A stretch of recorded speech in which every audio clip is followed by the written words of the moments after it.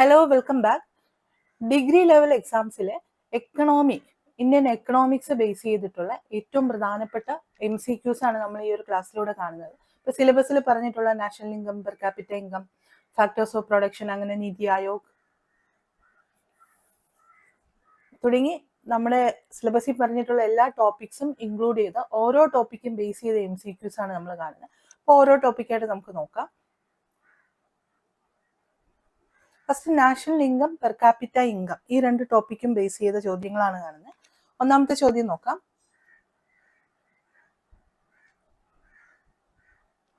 ദേശീയ വരുമാനം എന്നാൽ എന്താണ്? എന്താണ് ദേശീയ വരുമാനം? ഒരു രാജ്യത്തിന് ഒരു വർഷം ലഭിക്കുന്ന വരുമാനത്തിനാണ് ദേശീയ വരുമാനം എന്ന് പറയുന്നത്. ഓപ്ഷൻ ബി ആണ് ആൻസർ. അടുത്ത ഓക്കെ, താഴെ തന്നിരിക്കുന്ന പ്രസ്താവനകളിൽ നിന്നും ശരിയായവ തിരഞ്ഞെടുക്കുക. ഇതിൽ നിന്ന് ശരിയായതാണ് തിരഞ്ഞെടുക്കാനുള്ളത്. ഏതൊക്കെയാണ് ശരി നോക്കാം. ഒരു രാജ്യത്ത് ഒരു വർഷം ലഭിക്കുന്ന സാധനങ്ങളുടെയും സേവനങ്ങളുടെയും തുകയാണ് ദേശീയ വരുമാനം. അത് ശരിയാണ്, നമുക്കറിയാം. ഇത് കണക്കാക്കുന്നത് 3 മേഖലകളിൽ നിന്നാണ്. ആണല്ലോ, 3 മേഖലകളിൽ നിന്നാണ്. അത് ശരിയാണ്. കാർഷിക, വ്യാവസായിക, സേവന മേഖലകളാണ് ഈ 3 മേഖലകൾ. അത് ശരിയാണല്ലോ. SCRTയിൽ ഇത് 3 പറയുന്നുണ്ട്. അപ്പൊ ഇവിടെ 1, 2, 3 ശരിയാണ്. ഓപ്ഷൻ സി എല്ലാം ശരിയാണെന്നുള്ളതാണ് നമ്മുടെ ആൻസർ. അടുത്ത ചോദ്യം നോക്കാം. ദേശീയ വരുമാനം കണക്കാക്കാൻ ഉപയോഗിക്കുന്ന മേഖലകൾ അല്ലാത്തതേത്? നമ്മൾ നേരത്തെ കണ്ടു 3 മേഖലകൾ ഉപയോഗിക്കുമെന്ന് കണ്ടു. അതിൽ ഉപയോഗിക്കാത്ത, ദേശീയ വരുമാനം കണക്കാക്കാൻ ഉപയോഗിക്കാത്ത മേഖല ഏതാണെന്ന് നോക്കാം. നമുക്കറിയാം, സേവന മേഖല, വ്യാവസായിക മേഖല, കാർഷിക മേഖല, ഇവയൊക്കെ ദേശീയ വരുമാനം കണക്കാക്കാൻ ഉൾപ്പെടുത്തുന്ന മേഖലയാണ്. വിപണന മേഖല എന്ന് പറഞ്ഞ മേഖല ഉൾപ്പെടുത്താത്തതാണ്. അപ്പോൾ ഓപ്ഷൻ ഡി ആണ് ആൻസർ. അടുത്ത നോക്കി, താഴെ തന്നിരിക്കുന്നതിൽ നിന്നും ദേശീയ വരുമാനം കണക്കാക്കുന്നതിനുള്ള ലക്ഷ്യങ്ങൾ എന്തെല്ലാം? SCRT പറയുന്നതാണ് ദേശീയ വരുമാനം കണക്കാക്കുന്നതിനുള്ള ലക്ഷ്യങ്ങൾ എന്തൊക്കെയാണെന്ന് നോക്കാം. സമ്പദ് വ്യവസ്ഥ നേരിടുന്ന പ്രശ്നങ്ങൾ പഠിക്കൽ. ഓക്കെ, സമ്പദ് വ്യവസ്ഥ നേരിടുന്ന പ്രശ്നങ്ങൾ പഠിക്കാൻ ദേശീയ വരുമാനം കണക്കാക്കുന്നതിനുള്ള ലക്ഷ്യമാണ്. അത് ശരിയാണ്. വിവിധ പദ്ധതികൾ ആസൂത്രണം ചെയ്യാനും നടപ്പിലാക്കാനും, അതും ശരിയായ പോയിന്റ് ആണ്. സമ്പദ്ഘടനയിലെ 3 മേഖലകളിലെയും സംഭാവന വിലയിരുത്തുന്നതിന്, അത് 3 മേഖലകളിലെയും സംഭാവന വിലയിരുത്താനും ദാരിദ്ര്യം എത്രമാത്രം ഉണ്ടെന്ന് മനസ്സിലാക്കാനും സമ്പദ് വ്യവസ്ഥയിലെ പ്രശ്നങ്ങൾ പഠിക്കാനും ഒക്കെ ദേശീയ വരുമാനം കണക്കാക്കുന്നതിലൂടെ സാധിക്കും. അപ്പൊ ഇവിടെ 1, 2, 3 ശരിയാണ്. ഓപ്ഷൻ ഡി ആണ് ആൻസർ. എല്ലാം എന്നുള്ളതാണ് ശരി. അടുത്ത് നോക്കാം. മൊത്ത ദേശീയ വരുമാനം എന്നാൽ എന്താണ്? എന്താണ് മൊത്ത ദേശീയ വരുമാനം? രാജ്യത്ത് ഉൽപ്പാദിപ്പിക്കുന്ന സാധനങ്ങളുടെയും സേവനങ്ങളുടെയും അന്തിമ തുകയാണ് മൊത്ത ദേശീയ വരുമാനം എന്ന് പറയുന്നത്. ഓപ്ഷൻ ബി ആണ് ആൻസർ. അടുത്ത് നോക്കിയേ, മൊത്ത ദേശീയ വരുമാനം കണക്കാക്കുന്നത് എത്ര കാലത്തിന്റെ അടിസ്ഥാനത്തിലാണ്? എത്ര കാലത്തിന്റെ അടിസ്ഥാനത്തിലാണ് മൊത്ത ദേശീയ വരുമാനം കണക്കാക്കുന്നത്? 1 വർഷത്തിന്റെ അടിസ്ഥാനത്തിലാണ്. 1 വർഷം കാലയളവിലാണ്. അടുത്ത, ഇന്ത്യയിലെ സാമ്പത്തിക വർഷം ഏതാണ്? ഏതാണ് ഇന്ത്യയിലെ സാമ്പത്തിക വർഷം? ഏപ്രിൽ 1 മുതൽ മാർച്ച് 31 വരെയാണ്. എല്ലാവർക്കും അറിയാവുന്ന ആൻസർ ആണിത്. അടുത്ത, മൊത്ത ആഭ്യന്തര ഉൽപ്പന്നം എന്നാൽ എന്താണ്? എന്താണ് മൊത്ത ആഭ്യന്തര ഉൽപ്പന്നം? ഒരു രാജ്യത്തിന്റെ അതിർത്തിക്കുള്ളിൽ ഉൽപ്പാദിപ്പിക്കുന്ന സാധനങ്ങളുടെയും സേവനങ്ങളുടെയും ആകെ പണമൂല്യമാണ് മൊത്ത ആഭ്യന്തര ഉൽപ്പന്നം. ഒരു രാജ്യത്തിന്റെ ആഭ്യന്തര അതിർത്തിക്കുള്ളിൽ ഉൽപ്പാദിപ്പിക്കുന്ന സാധനങ്ങളുടെയും സേവനങ്ങളുടെയും ആകെ പണമൂല്യമാണ് മൊത്ത ആഭ്യന്തര ഉൽപ്പന്നം. ഓപ്ഷൻ ബി ആണ് ആൻസർ. അടുത്ത്, താഴെ തന്നിരിക്കുന്ന പ്രസ്താവനകൾ പരിശോധിക്കുക. ഇതിൽ നിന്നും തെറ്റായത് തിരഞ്ഞെടുക്കണം. തെറ്റായതാണ് തിരഞ്ഞെടുക്കാനുള്ളത്. ഏതൊക്കെയാണ് ശരി തെറ്റെന്ന് നമുക്ക് നോക്കാം. മൊത്ത ആഭ്യന്തര ഉൽപ്പന്നം എന്നാൽ ഒരു രാജ്യത്തിന്റെ അതിർത്തിക്കുള്ളിൽ ഉൽപ്പാദിപ്പിക്കുന്ന സാധനങ്ങളുടെയും സേവനങ്ങളുടെയും ആകെ പണമൂല്യമാണ്. അത് ശരിയാണ്, നമ്മൾ മുകളിൽ കണ്ടതാണ്. ഒന്നുകൂടി ശരിയാണ്. വിദേശത്ത് ജോലി ചെയ്യുന്ന വ്യക്തികളുടെ വരുമാനം ഇതിൽ ഉൾപ്പെടില്ല. കാരണം ആഭ്യന്തര അതിർത്തിക്കുള്ളിൽ നടക്കുന്ന ഉൽപാദനങ്ങളുടെ അന്തിമ തുകയാണ്. അമേരിക്കയിൽ പ്രവർത്തിക്കുന്ന ഇന്ത്യൻ സ്ഥാപനത്തിന്റെ ലാഭം ഇതിൽ കണക്കാക്കില്ല അല്ലെ? കാരണം ആഭ്യന്തര അതിർത്തിക്കുള്ളിലാണ് നമ്മൾ പറഞ്ഞത്. അപ്പൊ ഇവിടെ തെറ്റ് 2ഉം 3ഉം ആണ്. ഓപ്ഷൻ ഡി ആണ് ആൻസർ. അടുത്ത് നോക്കിയേ, അറ്റ ദേശീയ വരുമാനം എന്നാൽ എന്താണ്? എന്താണ് അറ്റ ദേശീയ വരുമാനം എന്ന് പറഞ്ഞാൽ മൊത്ത ദേശീയ ഉൽപ്പന്നത്തിൽ നിന്നും തേയ്മാന ചിലവ് കുറയ്ക്കുന്നതാണ് അറ്റ ദേശീയ വരുമാനം. ഇപ്പൊ നമ്മൾ നേരത്തെ മൊത്ത ദേശീയ വരുമാനം എന്നാൽ എന്തെന്ന് കണ്ടു. ഇപ്പൊ നമ്മൾ പറഞ്ഞത് അറ്റ ദേശീയ വരുമാനം എന്നാൽ എന്തെന്നാണ്. ഈ മൊത്ത ദേശീയ ഉൽപ്പന്നത്തിൽ നിന്നും തേയ്മാന ചിലവ് ലെസ് ചെയ്യുമ്പോൾ കിട്ടുന്നതാണ് അറ്റ ദേശീയ വരുമാനം. ഓപ്ഷൻ എ ആണ് ആൻസർ. ഇനി അറ്റ ദേശീയ വരുമാനത്തിന് SCRTയിൽ ഒരു ഇക്വേഷൻ പറയുന്നുണ്ട്. എന്താണെന്ന് നോക്കാം. അറ്റ ദേശീയ വരുമാനം ഈക്വൽ ടു മൊത്ത ദേശീയ ഉൽപ്പന്നം മൈനസ് തേയ്മാന ചിലവ്. ഓപ്ഷൻ എ ആണ് ആൻസർ. അടുത്ത് ഓക്കെ, പ്രതിശീർഷക വരുമാനം എന്നാൽ എന്താണ് പ്രതിശീർഷക വരുമാനം എന്നാൽ ദേശീയ വരുമാനത്തെ ജനസംഖ്യ കൊണ്ട് ഹരിക്കുമ്പോൾ കിട്ടുന്നതാണ്. നാഷണൽ ഇൻകത്തിന്റെ പോപ്പുലേഷൻ കൊണ്ട് ഡിവൈഡ് ചെയ്യുമ്പോൾ കിട്ടുന്നതാണ് പ്രതിശീർഷക വരുമാനം അല്ലെങ്കിൽ പെർ ക്യാപിറ്റ ഇൻകം എന്ന് പറയുന്നത്. അപ്പൊ നമ്മൾ മൊത്ത ദേശീയ വരുമാനം പറഞ്ഞു, അറ്റ ദേശീയ വരുമാനം പറഞ്ഞു, പ്രതിശീർഷക വരുമാനവും പറഞ്ഞു. അടുത്ത നോക്കി, താഴെ തന്നിരിക്കുന്നതിൽ നിന്നും ദേശീയ വരുമാനം കണക്കാക്കുന്നതിനുള്ള 3 രീതികൾ അല്ലാത്തത് ഏത്? അപ്പൊ ദേശീയ വരുമാനം കണക്കാക്കുന്ന 3 മേഖലകൾ ഏതൊക്കെയാണ് നമ്മൾ കണ്ടു അല്ലെ? Primary, secondary, tertiary sector. 3 രീതികളുണ്ട്, 3 തരത്തിൽ ദേശീയ വരുമാനം കണക്കാക്കാം. അതിൽ ഉൾപ്പെടാത്ത രീതി ഏതാണെന്നാണ് ചോദിക്കുന്നത്. അപ്പൊ നമുക്കറിയാം ഉൽപാദന രീതി, വരുമാന രീതി, ചെലവ് രീതി, ഇതൊക്കെ ദേശീയ വരുമാനം കണക്കാക്കുന്നതിനുള്ള രീതികളാണ്. എന്നാൽ നിക്ഷേപ രീതി എന്ന് പറഞ്ഞ രീതിയാണ് ഇതില് ദേശീയ വരുമാനം കണക്കാക്കുന്നതിനുള്ള ഒരു രീതി അല്ലാത്തത്. അപ്പൊ അല്ലാത്തതാണല്ലോ നമ്മുടെ ആൻസർ. ഓപ്ഷൻ ഡി ആണ് ആൻസർ. അടുത്ത, താഴെ തന്നിരിക്കുന്ന ജോഡികളിൽ നിന്നും ശരിയായത് തിരഞ്ഞെടുക്കുക. ശരിയായതാണ് തിരഞ്ഞെടുക്കാനുള്ളത്. ഏതൊക്കെയാണ് ശരിയായെന്ന് നോക്കാം. ഉൽപാദന രീതി ബന്ധപ്പെട്ടിരിക്കുന്നത് പ്രാഥമിക, ദ്വിതീയ, തൃതീയ മേഖലകളിലാണ്. ശരിയാണ്, ഉൽപാദന രീതിയിലാണ്. പ്രാഥമിക, ദ്വിതീയ, തൃതീയ മേഖലകളിലാണല്ലോ ഉൽപാദനം നടക്കുന്നത്. ശരിയാണ്. വരുമാന രീതി പാട്ടം, വേതനം, വരുമാനം, ലാഭം. ഓക്കെ, വരുമാനം ഇതിൽ നിന്നൊക്കെയാണല്ലോ കിട്ടുന്നത്, ലാഭത്തിൽ നിന്നും, വരുമാനത്തിൽ നിന്നും, വേതനത്തിൽ നിന്നും, പാട്ടത്തിൽ നിന്നും. അപ്പൊ ഓപ്ഷൻ 2 ശരിയാണ്. ചെലവ് രീതി എന്ന് പറയുമ്പോൾ വ്യക്തികളുടെയും സ്ഥാപനങ്ങളുടെയും സർക്കാരിന്റെയും ആകെ ചെലവാണ്, അതും ശരിയാണ്. അപ്പൊ 1, 2, 3 ശരിയാണ്. നമുക്ക് ശരിയായിട്ടുള്ളതാണ് തിരഞ്ഞെടുക്കാനുള്ളത്. ഓപ്ഷൻ ഡി ആണ് ആൻസർ. അടുത്ത് നോക്കി, ഇന്ത്യയിൽ ദേശീയ വരുമാനം കണക്കാക്കുന്നത് ആരാണ് ഇന്ത്യയിൽ ദേശീയ വരുമാനം കണക്കാക്കുന്നത്? CSO ആണ്. സെൻട്രൽ സ്റ്റാറ്റിസ്റ്റിക്കൽ ഓർഗനൈസേഷൻ ആണ് ഇന്ത്യയിൽ ദേശീയ വരുമാനം കണക്കാക്കുന്നത്. ഇന്ത്യയിൽ ദേശീയ വരുമാനം കണക്കാക്കുന്ന രീതി ഏതാണ്? ഏത് രീതിയിലാണ് ഇന്ത്യയിൽ ദേശീയ വരുമാനം കണക്കാക്കുന്നത്? ഇന്ത്യയിൽ ഉൽപാദന രീതി, ചെലവ് രീതി, വരുമാന രീതി, ഈ 3 രീതിയിലും കണക്കാക്കും. അതുകൊണ്ട് ഓപ്ഷൻ ഡി ആണ് ഇവയെല്ലാം എന്നുള്ളതാണ് ആൻസർ. അടുത്ത്, ഇന്ത്യയിലെ സാമ്പത്തിക മേഖലകളിൽ ഏറ്റവും കൂടുതൽ വരുമാനം ലഭിക്കുന്നത് ഏത് മേഖലകളിലാണ്? അപ്പൊ നമ്മൾ കണ്ടു 3 മേഖലകൾ ഉണ്ട് എന്ന് പറഞ്ഞു. പ്രാഥമിക മേഖല, ദ്വിതീയ മേഖല, തൃതീയ മേഖല, അല്ലെങ്കിൽ അതിന് മറ്റു പേരിൽ പറയാം. കാർഷിക മേഖലയെന്നും, സേവന മേഖലയെന്നും, വ്യവസായ മേഖലയെന്നും പറയാം. അപ്പൊ ഇതിൽ ഏത് മേഖലയിൽ നിന്നാണ് ഏറ്റവും കൂടുതൽ വരുമാനം ലഭിക്കുന്നതെന്നാണ് നമ്മുടെ ചോദ്യം. ഏത് മേഖലയിൽ നിന്നാണ്? സേവന മേഖലയിൽ നിന്നാണ് ഏറ്റവും കൂടുതൽ വരുമാനം ലഭിക്കുന്നത്. അപ്പൊ സാമ്പത്തിക മേഖലകളിൽ ഇവിടെ ശ്രദ്ധിക്കാനുള്ള കാര്യം, സാമ്പത്തിക മേഖലകളിൽ ഏറ്റവും കൂടുതൽ വരുമാനം ലഭിക്കുന്ന മേഖല സേവന മേഖല അല്ലെങ്കിൽ ടെർഷറി മേഖലയാണ്. ഇനി ഏറ്റവും കൂടുതൽ തൊഴിലുള്ളത് ഏത് മേഖലയിലാണെന്ന് ചോദിച്ചു കഴിഞ്ഞാൽ പ്രൈമറി സെക്ടറിലാണെന്നുള്ള കാര്യം, പ്രാഥമിക മേഖലയിലാണെന്നുള്ള കാര്യം ഓർത്തിരിക്കണം. അടുത്ത് നോക്കി, എന്താണ് ബൗദ്ധിക മൂലധനം എന്ന് പറഞ്ഞാൽ സാമ്പത്തിക വളർച്ചയ്ക്കായി ടെക്നോളജി ഉപയോഗിക്കുന്നതിനാണ് ബൗദ്ധിക മൂലധനം എന്ന് പറയുന്നത്. സാമ്പത്തിക വളർച്ചയ്ക്കായി ടെക്നോളജി ഉപയോഗിക്കുന്നതാണ് ബൗദ്ധിക മൂലധനം. ഓപ്ഷൻ എ ആണ് ആൻസർ. ഇനി ദേശീയ വരുമാനം എന്നാൽ എന്താണ് താഴെ പറയുന്ന ഓപ്ഷനിൽ നിന്നും തിരഞ്ഞെടുക്കാൻ പറ്റുന്ന ദേശീയ വരുമാനം? ഫാക്ടർ ചെലവിൽ മൊത്ത ദേശീയ ഉൽപ്പന്നമാണ് നമുക്ക് ദേശീയ വരുമാനം എന്നതിൽ നിന്ന് പറയാൻ പറ്റുന്നത്. ദേശീയ വരുമാനത്തെ മറ്റൊരു രീതിയിൽ നമുക്ക് എങ്ങനെ പറയാം?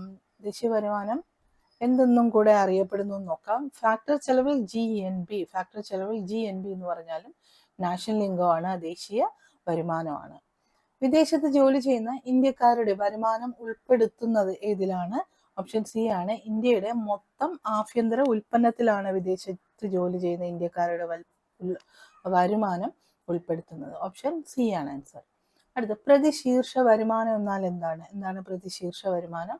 മൊത്തം ദേശീയ ഉൽപ്പന്നത്തിന്റെ മൊത്തം ജനസംഖ്യ കൊണ്ട് ഡിവൈഡ് ചെയ്യുമ്പോൾ കിട്ടുന്നതാണ്. മൊത്തം ദേശീയ ഉൽപ്പന്നം ഡിവൈഡഡ് ബൈ മൊത്തം ജനസംഖ്യയാണ് പ്രതിശീർഷ വരുമാനം. ഓപ്ഷൻ എ ആണ് ആൻസർ. അടുത്ത്, ഇനി പറയുന്ന സ്വാതന്ത്ര്യ സമര സേനാനികളിൽ ആരാണ് ഇന്ത്യയുടെ ആളോഹരി വരുമാനം കണക്കാക്കാൻ ശ്രമിച്ചത്? ഓപ്ഷൻ ഡി ആണ്. ദാദാഭായ് നവറോജി ആണ്. ദാദാഭായ് നവറോജി. ഇനി ഇതിൽ നിന്നും തെറ്റായത് കണ്ടെത്തുക.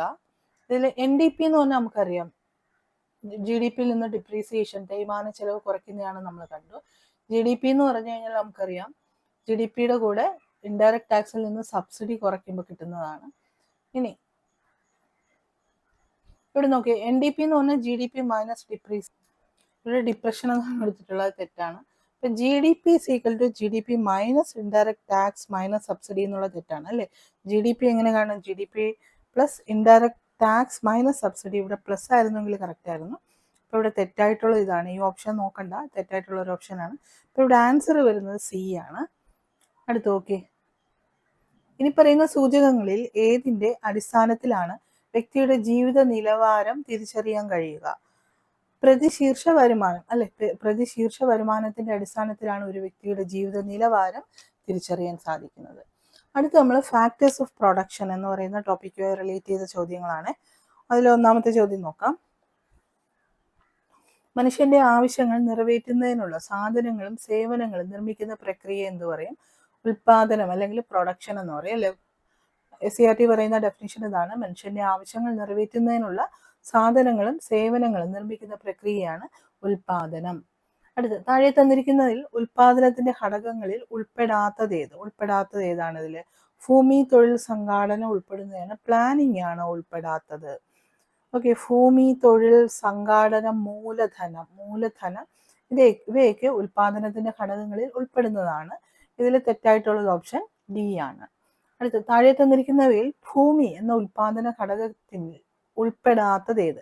ഇപ്പൊ ഭൂമി എന്ന് പറയുന്ന ഒരു ഉൽപാദന ഘടകമാണെന്ന് നമ്മൾ പറഞ്ഞു അല്ലെ.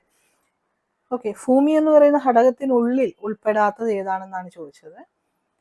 അതിൽ നമുക്ക് മണ്ണ്, കൽക്കരി, വായു ഇവയൊക്കെ ഉൽപാദനത്തിൽ ഉപയോഗിക്കുന്നതാണ്. വനങ്ങളാണ് ഉൾപ്പെടാത്തത്. അപ്പോൾ ഉൾപ്പെടാത്തത് ഓപ്ഷൻ ഡി ആണ്. അടുത്ത് താഴെ തന്നിരിക്കുന്നവയിൽ നിന്നും മൂലധനത്തെ കുറിച്ച് ശരിയായ പ്രസ്താവനകൾ കണ്ടെത്തുക. ശരിയായതാണ് കാണേണ്ടത്. മൂലധനം എന്ന് പറഞ്ഞു കഴിഞ്ഞാൽ ഉൽപാദന ചെലവാണ് ആണല്ലോ, അത് ശരിയാണ്. അടിസ്ഥാന സൗകര്യങ്ങൾ ഒരുക്കുന്നതിനുള്ള ചെലവാണ്, അതും ശരിയാണ്. ഉൽപാദനത്തിന് ഉപയോഗിക്കുന്നതും കാണാനും സ്പർശിക്കാനും കഴിയുന്നതുമായ മനുഷ്യനിർമ്മിത വസ്തുക്കളാണ്. ഈ ഒരു ഓപ്ഷനും ശരിയാണ്. അപ്പൊ എ, ബി, സിയും ശരിയാണ്. അപ്പൊ നമ്മുടെ ആൻസർ ഡി ആണ്. ഇവ എല്ലാം എന്നുള്ളതാണ് ആൻസർ. അടുത്ത് നോക്കേ, താഴെ തന്നിരിക്കുന്നവയിൽ മൂലധനത്തിന് ഉദാഹരണം അല്ലാത്തതാണ് ചോദിക്കുന്നത്. മൂലധനത്തിന് ഉദാഹരണം അല്ലാത്ത ഏതാണ്? ഭൂമി, വിജ്ഞാനം, പ്ലാനിങ് ഇതൊക്കെ മൂലധനമാണ്. കമ്പ്യൂട്ടർ ആണ് ഇവിടെ മൂലധനത്തിന് ഉദാഹരണം അല്ലാത്തത്. അടുത്ത് ആധുനിക സാമ്പത്തിക ശാസ്ത്രത്തിന്റെ പിതാവ് ആരാണ്? ആദം സ്മിത്ത് ആണ്. ആദം സ്മിത്തിനെ കുറിച്ചുള്ള ചോദ്യങ്ങൾ എക്കോണമി ചോദിക്കാറുണ്ട്. അപ്പൊ ആധുനിക സാമ്പത്തിക ശാസ്ത്രത്തിന്റെ പിതാവ് ആദം സ്മിത്ത് ആണ്. അടുത്ത് സാമ്പത്തിക ശാസ്ത്രത്തിന് വ്യക്തമായ അടിത്തറ നൽകിയ സാമ്പത്തിക ശാസ്ത്രജ്ഞൻ ആരാണ്? അതും ആദം സ്മിത്ത് ആണ്. ഓക്കെ, അപ്പോൾ സാമ്പത്തിക ശാസ്ത്രത്തിന് വ്യക്തമായ അടിത്തറ നൽകിയ വ്യക്തി ആദം സ്മിത്ത് ആണ്. മാത്രമല്ല ആധുനിക സമ്പദ് ശാസ്ത്രത്തിന്റെ പിതാവും ആരാണ്? ആദം സ്മിത്ത് ആണ്. അടുത്ത് നോക്കാം. Nature and cause of wealth of nations എന്ന പുസ്തകത്തിന്റെ രചയിതാവ് ആരാണ്? ഈ പുസ്തകത്തിന്റെ രചയിതാവും ആദം സ്മിത്ത് തന്നെയാണ്. ഓപ്ഷൻ ബി ആണ് ആൻസർ. ഓക്കെ, അപ്പൊ nature and cause of wealth of nations എന്ന ഗ്രന്ഥത്തിന്റെ രചയിതാവ് ആദം സ്മിത്ത് ആണ്. ഇത് മുന്നേ ചോദിച്ചിട്ടുള്ളതാണ്. അപ്പോൾ ഇന്ത്യയുടെ സാമ്പത്തിക ശാസ്ത്രത്തിന്റെ പിതാവാണ്. സാമ്പത്തിക ശാസ്ത്രത്തിന് വ്യക്തമായ അടിത്തറ നൽകിയ സാമ്പത്തിക ശാസ്ത്രജ്ഞനാണ്. Nature and causes of wealth of nations എന്ന പുസ്തകം എഴുതിയതൊക്കെ ആരാണ്? ആദം സ്മിത്ത് ആണ്. അത് ലേസസ് ഫെയർ എന്ന സിദ്ധാന്തം കൊണ്ട് അർത്ഥമാക്കുന്നത് എന്താണ്? ലേസസ് ഫെയർ എന്ന് പറഞ്ഞാൽ സമ്പത്തിലെ വ്യക്തി സ്വാതന്ത്ര്യമാണ് ലേസസ് ഫെയർ എന്ന സിദ്ധാന്തം കൊണ്ട് അർത്ഥമാക്കുന്നത്. അടുത്ത് നോക്കിയേ, താഴെ തന്നിരിക്കുന്ന പ്രസ്താവനകൾ പരിശോധിക്കുക. ഇതിൽ നിന്ന് ശരിയായ പ്രസ്താവനകളാണ് തിരഞ്ഞെടുക്കാനുള്ളത്. നമുക്ക് നോക്കാം എന്തൊക്കെയാണ് ശരിയായിട്ടുള്ളതെന്ന്.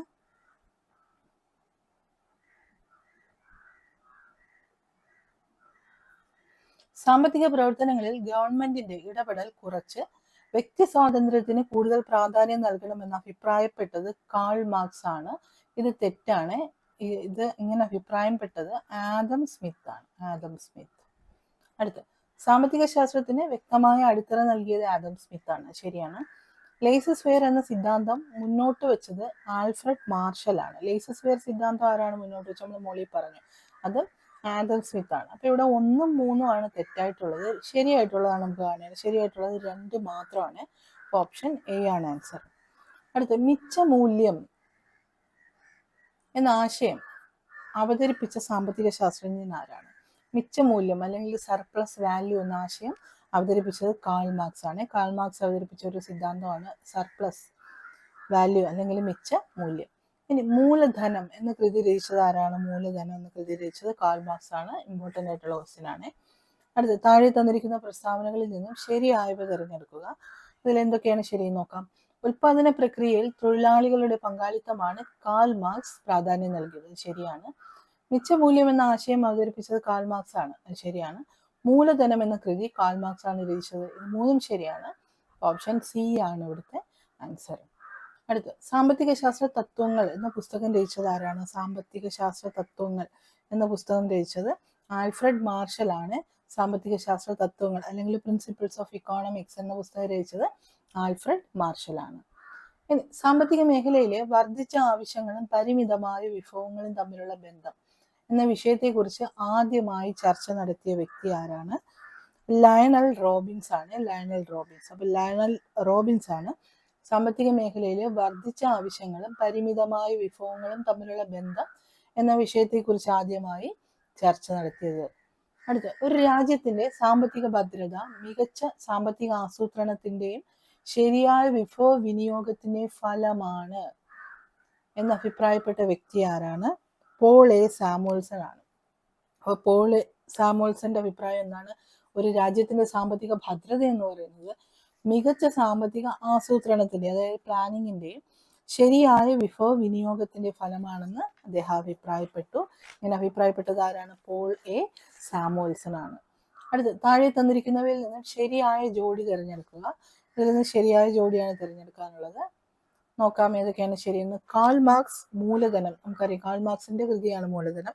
Adam Smith wealth of Nations, അതും ശരിയാണ്. ആൽഫ്രഡ് മാർഷൽ, അദ്ദേഹത്തിന്റെ പുസ്തകമാണല്ലേ പ്രിൻസിപ്പിൾസ് ഓഫ് എക്കോണമിക്സ്, സാമ്പത്തിക ശാസ്ത്ര തത്വങ്ങൾ. അപ്പൊ ഇവിടെ മൂന്നും ശരിയാണ്. 1, 2, 3 ശരിയാണ്. ഓപ്ഷൻ ഡി ആണ് ആൻസർ. അടുത്ത് നോക്കിയേ. താഴെ തന്നിരിക്കുന്നവയിൽ നിന്നും ശരിയായ ജോഡി തിരഞ്ഞെടുക്കുക. ഇതിൽ നിന്ന് ശരിയായ ജോഡിയാണ് തിരഞ്ഞെടുക്കാനുള്ളത്. ആഡം സ്മിത്ത് സമ്പത്തിനെ കുറിച്ചുള്ള പഠനം നടത്തി. ശരിയാണ്. കാൾ മാർക്സ് ആണ് തൊഴിലാളികൾക്ക് പ്രാധാന്യം നൽകിയത്. ശരിയാണ്. ആൽഫ്രഡ് മാർഷൽ മനുഷ്യക്ഷേമത്തിനാണ് പ്രാധാന്യം നൽകിയത്. ശരിയാണ്.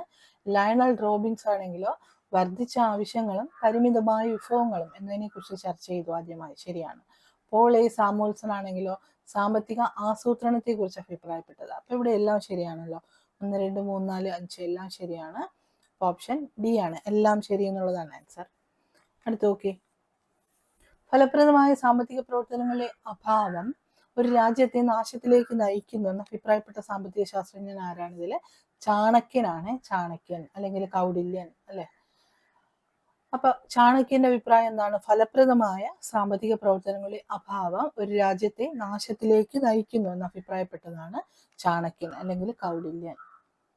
അടുത്ത് നോക്കി. ചോർച്ചാ സിദ്ധാന്തം അവതരിപ്പിച്ച സാമ്പത്തിക ശാസ്ത്രജ്ഞനാണ്. ഇതിനെ ചുറ്റിപ്പറ്റി ഇടയ്ക്കുള്ള ക്വസ്റ്റ്യൻ പേപ്പറുകളിൽ കാണാറുണ്ട് അല്ലെ. ചോർച്ചാ സിദ്ധാന്തം അവതരിപ്പിച്ചത് ആരാണ്? നമുക്കറിയാം അത് ദാദാഭായ് നവറോജി ആണ്. ഓക്കെ, ദാദാഭായ് നവറോജി ബ്രിട്ടീഷ് ഭരിച്ചിരുന്ന സമയത്ത് അവതരിപ്പിച്ച ഒരു സിദ്ധാന്തമാണ് ചോർച്ച സിദ്ധാന്തം. അടുത്ത് ഇന്ത്യക്ക് ആവശ്യം മൂലധനം ഏതാനും പേരിൽ കേന്ദ്രീകരിക്കലല്ല, ഗ്രാമങ്ങൾക്ക് എളുപ്പത്തിൽ ലഭിക്കാവുന്ന വിധത്തിൽ വിതരണം ചെയ്യലാണ് എന്ന് അഭിപ്രായപ്പെട്ട വ്യക്തി ആരാണ്? ഗാന്ധിജിയാണ്. ഗാന്ധിജി ഇമ്പോർട്ടൻ്റ് ആണ്. എന്താണ് ഗാന്ധിജിയുടെ അഭിപ്രായം? ഇന്ത്യക്ക് ആവശ്യം മൂലധനം ഏതാനും പേരിൽ കേന്ദ്രീകരിക്കലല്ല, ഗ്രാമങ്ങൾക്ക് എളുപ്പത്തിൽ ലഭിക്കാവുന്ന വിധത്തിൽ വിതരണം ചെയ്യലാണ് എന്ന് അഭിപ്രായപ്പെട്ട വ്യക്തി ആരാണ്? ഗാന്ധിജിയാണ്. അടുത്ത ഗാന്ധിജിയുമായി ബന്ധപ്പെട്ട മറ്റൊരു ക്വസ്റ്റ്യൻ ആണ്. മഹാത്മാഗാന്ധി തന്റെ സാമ്പത്തിക ആശയങ്ങൾ വെളിപ്പെടുത്തിയ പുസ്തകം ഏതാണ്? ഹിന്ദ് സ്വരാജ് ആണ്. ഇമ്പോർട്ടൻ്റ് ആണ്. മഹാത്മാഗാന്ധി തന്റെ സാമ്പത്തിക ആശയങ്ങൾ വെളിപ്പെടുത്തിയ പുസ്തകം ഏതാണ്? ഹിന്ദ് സ്വരാജ് ആണ്. ഹിന്ദ് സ്വരാജ്. അടുത്ത് നോക്കിയ ട്രസ്റ്റിഷിപ്പ് എന്ന ആശയം സാമ്പത്തിക രംഗത്ത് അവതരിപ്പിച്ച വ്യക്തി ആരാണ്? ട്രസ്റ്റിഷിപ്പ് എന്നുള്ള ആശയം സാമ്പത്തിക രംഗത്ത് അവതരിപ്പിച്ചത് മഹാത്മാഗാന്ധിയാണ്. ഇതും ഇമ്പോർട്ടൻ്റ് ആണ്. താഴെ തന്നിരിക്കുന്നവയിൽ ഗാന്ധിജിയുടെ സാമ്പത്തിക ശാസ്ത്ര ചിന്തകൾക്ക് ഉദാഹരണങ്ങൾ എന്തൊക്കെയാണ്? ഗാന്ധിജിയുടെ സാമ്പത്തിക ശാസ്ത്ര ചിന്തകൾ എന്തൊക്കെയായിരുന്നു? കാർഷിക ഗ്രാമീണ വ്യവസ്ഥ, കുടിൽ ചെറുകിട വ്യവസായം, സമ്പത്തിൽ അടിയുറച്ച സമ്പദ് വ്യവസ്ഥ, സ്വയം പര്യാപ്തത സമ്പദ് വ്യവസ്ഥ. ഇതെല്ലാമാണ്. ഇതിൽ ഓപ്ഷൻ ഇടാൻ മറന്നുപോയി. ഇതിൽ ഓപ്ഷൻ എ 3 മാത്രം, ബി 4 മാത്രം, സി 1, 4 മാത്രം, ഡി എല്ലാം എന്നുള്ളതാണ്. അപ്പൊ നമ്മുടെ ആൻസർ ഇവിടെ എല്ലാം, ഓപ്ഷൻ ഡി എന്നുള്ളതാണ്. അടുത്ത് നോക്കി. താഴെ തന്നിരിക്കുന്നതിൽ നിന്നും ശരിയായ ജോഡി തിരഞ്ഞെടുക്കുക. ദാദാഭായ് നവറോജി ചോർച്ച സിദ്ധാന്തം അവതരിപ്പിച്ചു, ശരിയാണ്. ഗാന്ധിജി ട്രസ്റ്റിഷിപ്പ് എന്നുള്ള ആശയം കൊണ്ടുവന്നു, ശരിയാണ്. ചാണക്യൻ പറഞ്ഞതാണ് ഫലപ്രദമായ സാമ്പത്തിക പ്രവർത്തനങ്ങളുടെ അഭാവം ഒരു രാജ്യത്തിന്റെ സമ്പദ് വ്യവസ്ഥയെ നാശത്തിലേക്ക് നയിക്കുന്നതാണ്. ഓക്കെ, അതും ശരിയാണ്. ആൽഫ്രഡ് മാർഷൽ ആണ് ക്ഷേമരാഷ്ട്രം എന്നുള്ള സിദ്ധാന്തം പറഞ്ഞത്. ഇവിടെ 1, 2, 3, 4 ശരിയാണ്. എല്ലാം ഓപ്ഷൻ ഡി എല്ലാം എന്നുള്ളതാണ്, എല്ലാം ശരി എന്നുള്ളതാണ് ആൻസർ. നമ്മൾ അടുത്തൊരു ടോപ്പിക്കിലേക്ക് പോവുകയാണ്. സെക്ടേഴ്സ് ഓഫ് പ്രൊഡക്ഷൻ എന്ന് പറയുന്ന ടോപ്പിക്കുമായി ബന്ധപ്പെട്ട ചോദ്യങ്ങളാണ്. ഓക്കെ, ഈ സെക്ടേഴ്സ് ഓഫ് പ്രൊഡക്ഷനിലെ ക്വസ്റ്റ്യൻസിലെല്ലാം പ്രാഥമികയ്ക്ക് ഈഥായ ആയിപ്പോയി. എനിക്കറിയാം ഈഥായ ആണെന്ന്, പക്ഷെ ടൈപ്പ് ചെയ്തപ്പോൾ മിസ്റ്റേക്ക് ആണ്. ഓക്കെ, അപ്പോൾ ഒന്നാമത്തെ ചോദ്യം നോക്കാം. പ്രാഥമിക, ദ്വിതീയ, തൃതീയ മേഖലകളിലെ പ്രവർത്തനങ്ങളെ വർഗീകരിക്കുന്ന ഏജൻസി ഏതാണ്? സെൻട്രൽ സ്റ്റാറ്റിസ്റ്റിക്കൽ ഓർഗനൈസേഷൻ അല്ലെങ്കിൽ CSO എന്ന് പറയാം. അപ്പൊ പ്രാഥമിക, ദ്വിതീയ, തൃതീയ മേഖലകളിലെ പ്രവർത്തനങ്ങളെ വർഗീകരിക്കുന്ന ഏജൻസിയാണ് CSO അല്ലെങ്കിൽ സെൻട്രൽ സ്റ്റാറ്റിസ്റ്റിക്കൽ ഓർഗനൈസേഷൻ. പ്രകൃതി വിഭവങ്ങൾ നേരിട്ട് ഉപയോഗിക്കുന്ന സമ്പദ് വ്യവസ്ഥ ഏതാണ്? പ്രാഥമിക മേഖലയാണ് അല്ലെ, പ്രാഥമിക മേഖല. അടുത്ത് കാർഷിക മേഖല എന്നറിയപ്പെടുന്ന മേഖല ഏതാണ്? പ്രാഥമിക മേഖലയാണ്. പ്രാഥമിക മേഖലയാണ് പ്രകൃതി വിഭവങ്ങൾ നേരിട്ട് ഉപയോഗിക്കുന്നത്. കാർഷിക മേഖല എന്നറിയപ്പെടുന്ന മേഖലയാണ് പ്രാഥമിക മേഖല. അപ്പൊ സെക്കൻഡറി സെക്ടർ അല്ലെങ്കിൽ ദ്വിതീയ മേഖലയാണ് വ്യാവസായിക മേഖല എന്നുള്ള കാര്യം ഓർത്തിരിക്കണം. അടുത്ത താഴെ തന്നിരിക്കുന്ന പ്രസ്താവനകളിൽ നിന്നും ശരിയായത് തിരഞ്ഞെടുക്കുക. ഏതൊക്കെയാണ് ശരിയായി നോക്കാം. പ്രാഥമിക മേഖലയിൽ നിന്നും ലഭിക്കുന്ന ഉൽപ്പന്നങ്ങൾ അസംസ്കൃത വസ്തുക്കളായി ദ്വിതീയ മേഖല ഉപയോഗിക്കുന്നു, ശരിയാണ്. ഇത് വ്യവസായത്തിന് പ്രാധാന്യം നൽകുന്ന മേഖലയാണ്. ദ്വിതീയ മേഖലയെ കുറിച്ചാണ് ഉദ്ദേശിക്കുന്നത്. ഓക്കെ, പ്രസ്താവനകളിൽ നിന്ന് ദ്വിതീയ മേഖലയെ കുറിച്ചാണ് ശരിയായിട്ടുള്ളത് തിരഞ്ഞെടുക്കാനുള്ളത്. ദ്വിതീയ മേഖല പ്രാഥമിക മേഖലയിലെ ഉൽപ്പന്നങ്ങളാണ് അസംസ്കൃത വസ്തുക്കളായി ഉപയോഗിക്കുന്നത്, ശരിയാണ്. ഇതിനെ വ്യവസായത്തിന് ഉപയോഗിക്കുന്ന മേഖലയാണ്, അതുകൊണ്ട് വ്യാവസായിക മേഖലയെന്നും പറയാറുണ്ട്. ഇതിനെ വ്യാവസായിക മേഖലയെന്നും പറയാറുണ്ട്. വ്യവസായത്തിനാണ് പ്രാധാന്യം നൽകുന്നത്. അപ്പൊ ഇവിടെ 1, 2, 3 ശരിയാണ്. ഓപ്ഷൻ ഡി എല്ലാം ശരി എന്നുള്ളതാണ് ആൻസർ. അടുത്ത് നോക്കാം. താഴെ തന്നിരിക്കുന്നവയിൽ നിന്നും സേവന മേഖലയിൽ ഉൾപ്പെടുന്നവ ഏതൊക്കെയാണ്? സേവന മേഖലയിൽ ഉൾപ്പെടുന്നവ ഏതാണ്? വിദ്യാഭ്യാസം, ഗതാഗതം, IT, ബാങ്കിങ്, ഇതെല്ലാം സേവന മേഖലയിൽ അല്ലെങ്കിൽ ടെർഷറി മേഖലയിൽ അല്ലെങ്കിൽ തൃതീയ മേഖലയിൽ ഉൾപ്പെടുന്നവയാണ്. ഓപ്ഷൻ ഡി എല്ലാം എന്നുള്ളതാണ് ആൻസർ. അടുത്ത വ്യാപാരം ഉൾപ്പെടുന്ന സാമ്പത്തിക മേഖല ഏതാണ്? വ്യാപാരം ഉൾപ്പെടുന്ന തൃതീയ മേഖലയിലാണ്. അടുത്ത റിയൽ എസ്റ്റേറ്റ് ഉൾപ്പെടുന്ന സാമ്പത്തിക മേഖല ഏതാണ്? റിയൽ എസ്റ്റേറ്റ് തൃതീയ മേഖലയിലാണ്. സംഭരണം ഉൾപ്പെടുന്ന സാമ്പത്തിക മേഖല ഏതാണ്? സംഭരണം ഉൾപ്പെടുന്നത് തൃതീയ മേഖലയിലാണ്.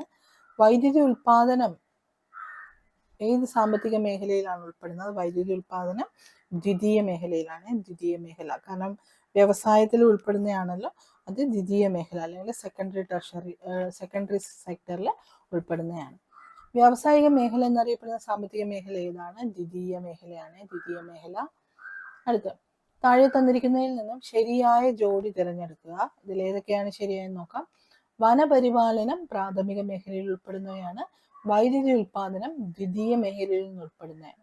ഗതാഗതം തൃതീയത്തിൽ ഉൾപ്പെടുന്നതാണ്. അപ്പൊ ഇവിടെ 3 ശരിയാണല്ലോ, എല്ലാം ശരി എന്നുള്ളതാണ്. ഓപ്ഷൻ ഡി ആണ് ആൻസർ. അടുത്ത സെൻട്രൽ സ്റ്റാറ്റിസ്റ്റിക്കൽ ഓർഗനൈസേഷൻ പ്രവർത്തിക്കുന്നത് ഏത് മന്ത്രാലയത്തിന് കീഴിലാണ്? ഏത് മന്ത്രാലയത്തിന് കീഴിലാണ്? ഓപ്ഷൻ സി ആണ്, സ്ഥിതി വിവര പദ്ധതി നിർവഹണ മന്ത്രാലയം. എന്താണ്? സ്ഥിതി വിവര പദ്ധതി നിർവഹണ മന്ത്രാലയം എന്ന മന്ത്രാലയത്തിന് കീഴിലാണ് CSO അല്ലെങ്കിൽ സെൻട്രൽ സ്റ്റാറ്റിസ്റ്റിക്കൽ ഓർഗനൈസേഷൻ പ്രവർത്തിക്കുന്നത്. അടുത്ത താഴെ തന്നിരിക്കുന്ന പ്രസ്താവനകളിൽ നിന്നും ശരിയായത് തിരഞ്ഞെടുക്കുക. ഇതിൽ ഏതൊക്കെയാണ് ശരിയായെന്ന് നോക്കാം. 2100 കലോറിയിൽ താഴെ പോഷകാഹാരം ലഭിക്കുന്ന നഗരവാസികളെ ദരിദ്രരായി കണക്കാക്കാം, ശരിയാണ്. 2400 കലോറിയിൽ താഴെ പോഷകാഹാരം ലഭിക്കുന്ന ഗ്രാമവാസികളെ ദരിദ്രരായി കണക്കാക്കാം, അതും ശരിയാണ്.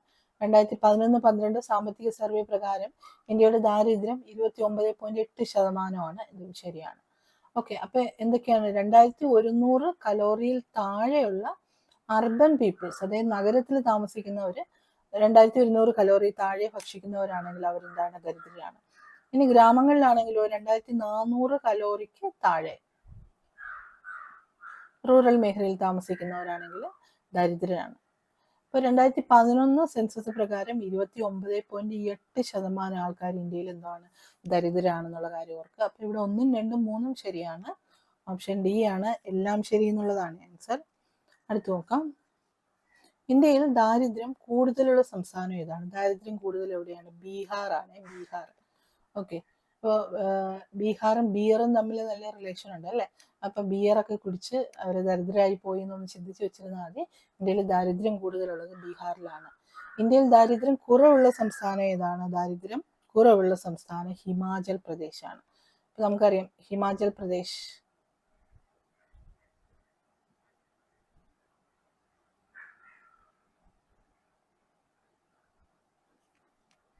ആണ് ഇന്ത്യയിൽ ദാരിദ്ര്യം കുറവുള്ള സംസ്ഥാനം. അപ്പോൾ ദാരിദ്ര്യം കൂടുതലുള്ളത് ബീഹാറിലും കുറവുള്ളത് എന്താണ്? ഹിമാചൽ പ്രദേശിലുമാണ്. ഭക്ഷ്യ സ്വയം പര്യാപ്തത എന്നാൽ എന്താണ്? ഭക്ഷ്യ സ്വയം പര്യാപ്തത എന്ന് പറഞ്ഞാൽ ഒരു രാജ്യത്തിന് ആവശ്യമായ ഭക്ഷ്യവസ്തുക്കൾ ആ രാജ്യം തന്നെ ഉൽപ്പാദിപ്പിക്കുന്നതാണ് ഭക്ഷ്യ സ്വയം പര്യാപ്തത. അപ്പൊ ഭക്ഷ്യ സ്വയം പര്യാപ്തത എന്താണ്? ഒരു രാജ്യത്തിന് ആവശ്യമായ വസ്തുക്കൾ ആ രാജ്യം തന്നെ ഉൽപ്പാദിപ്പിക്കുകയാണെങ്കിൽ അതിനെ എന്ത് പറയും? ഭക്ഷ്യ സ്വയം പര്യാപ്തത. അടുത്ത താഴെ തന്നിരിക്കുന്നതിൽ നിന്നും ശരിയായ ജോഡി തിരഞ്ഞെടുക്കുക. ഇതിലേതൊക്കെയാണ് ശരിയായതെന്ന് നോക്കാം. അന്നപൂർണ എന്ന് പറയുന്ന സ്കൂൾ ഉച്ചഭക്ഷണ പദ്ധതി അല്ല, തെറ്റാണ്.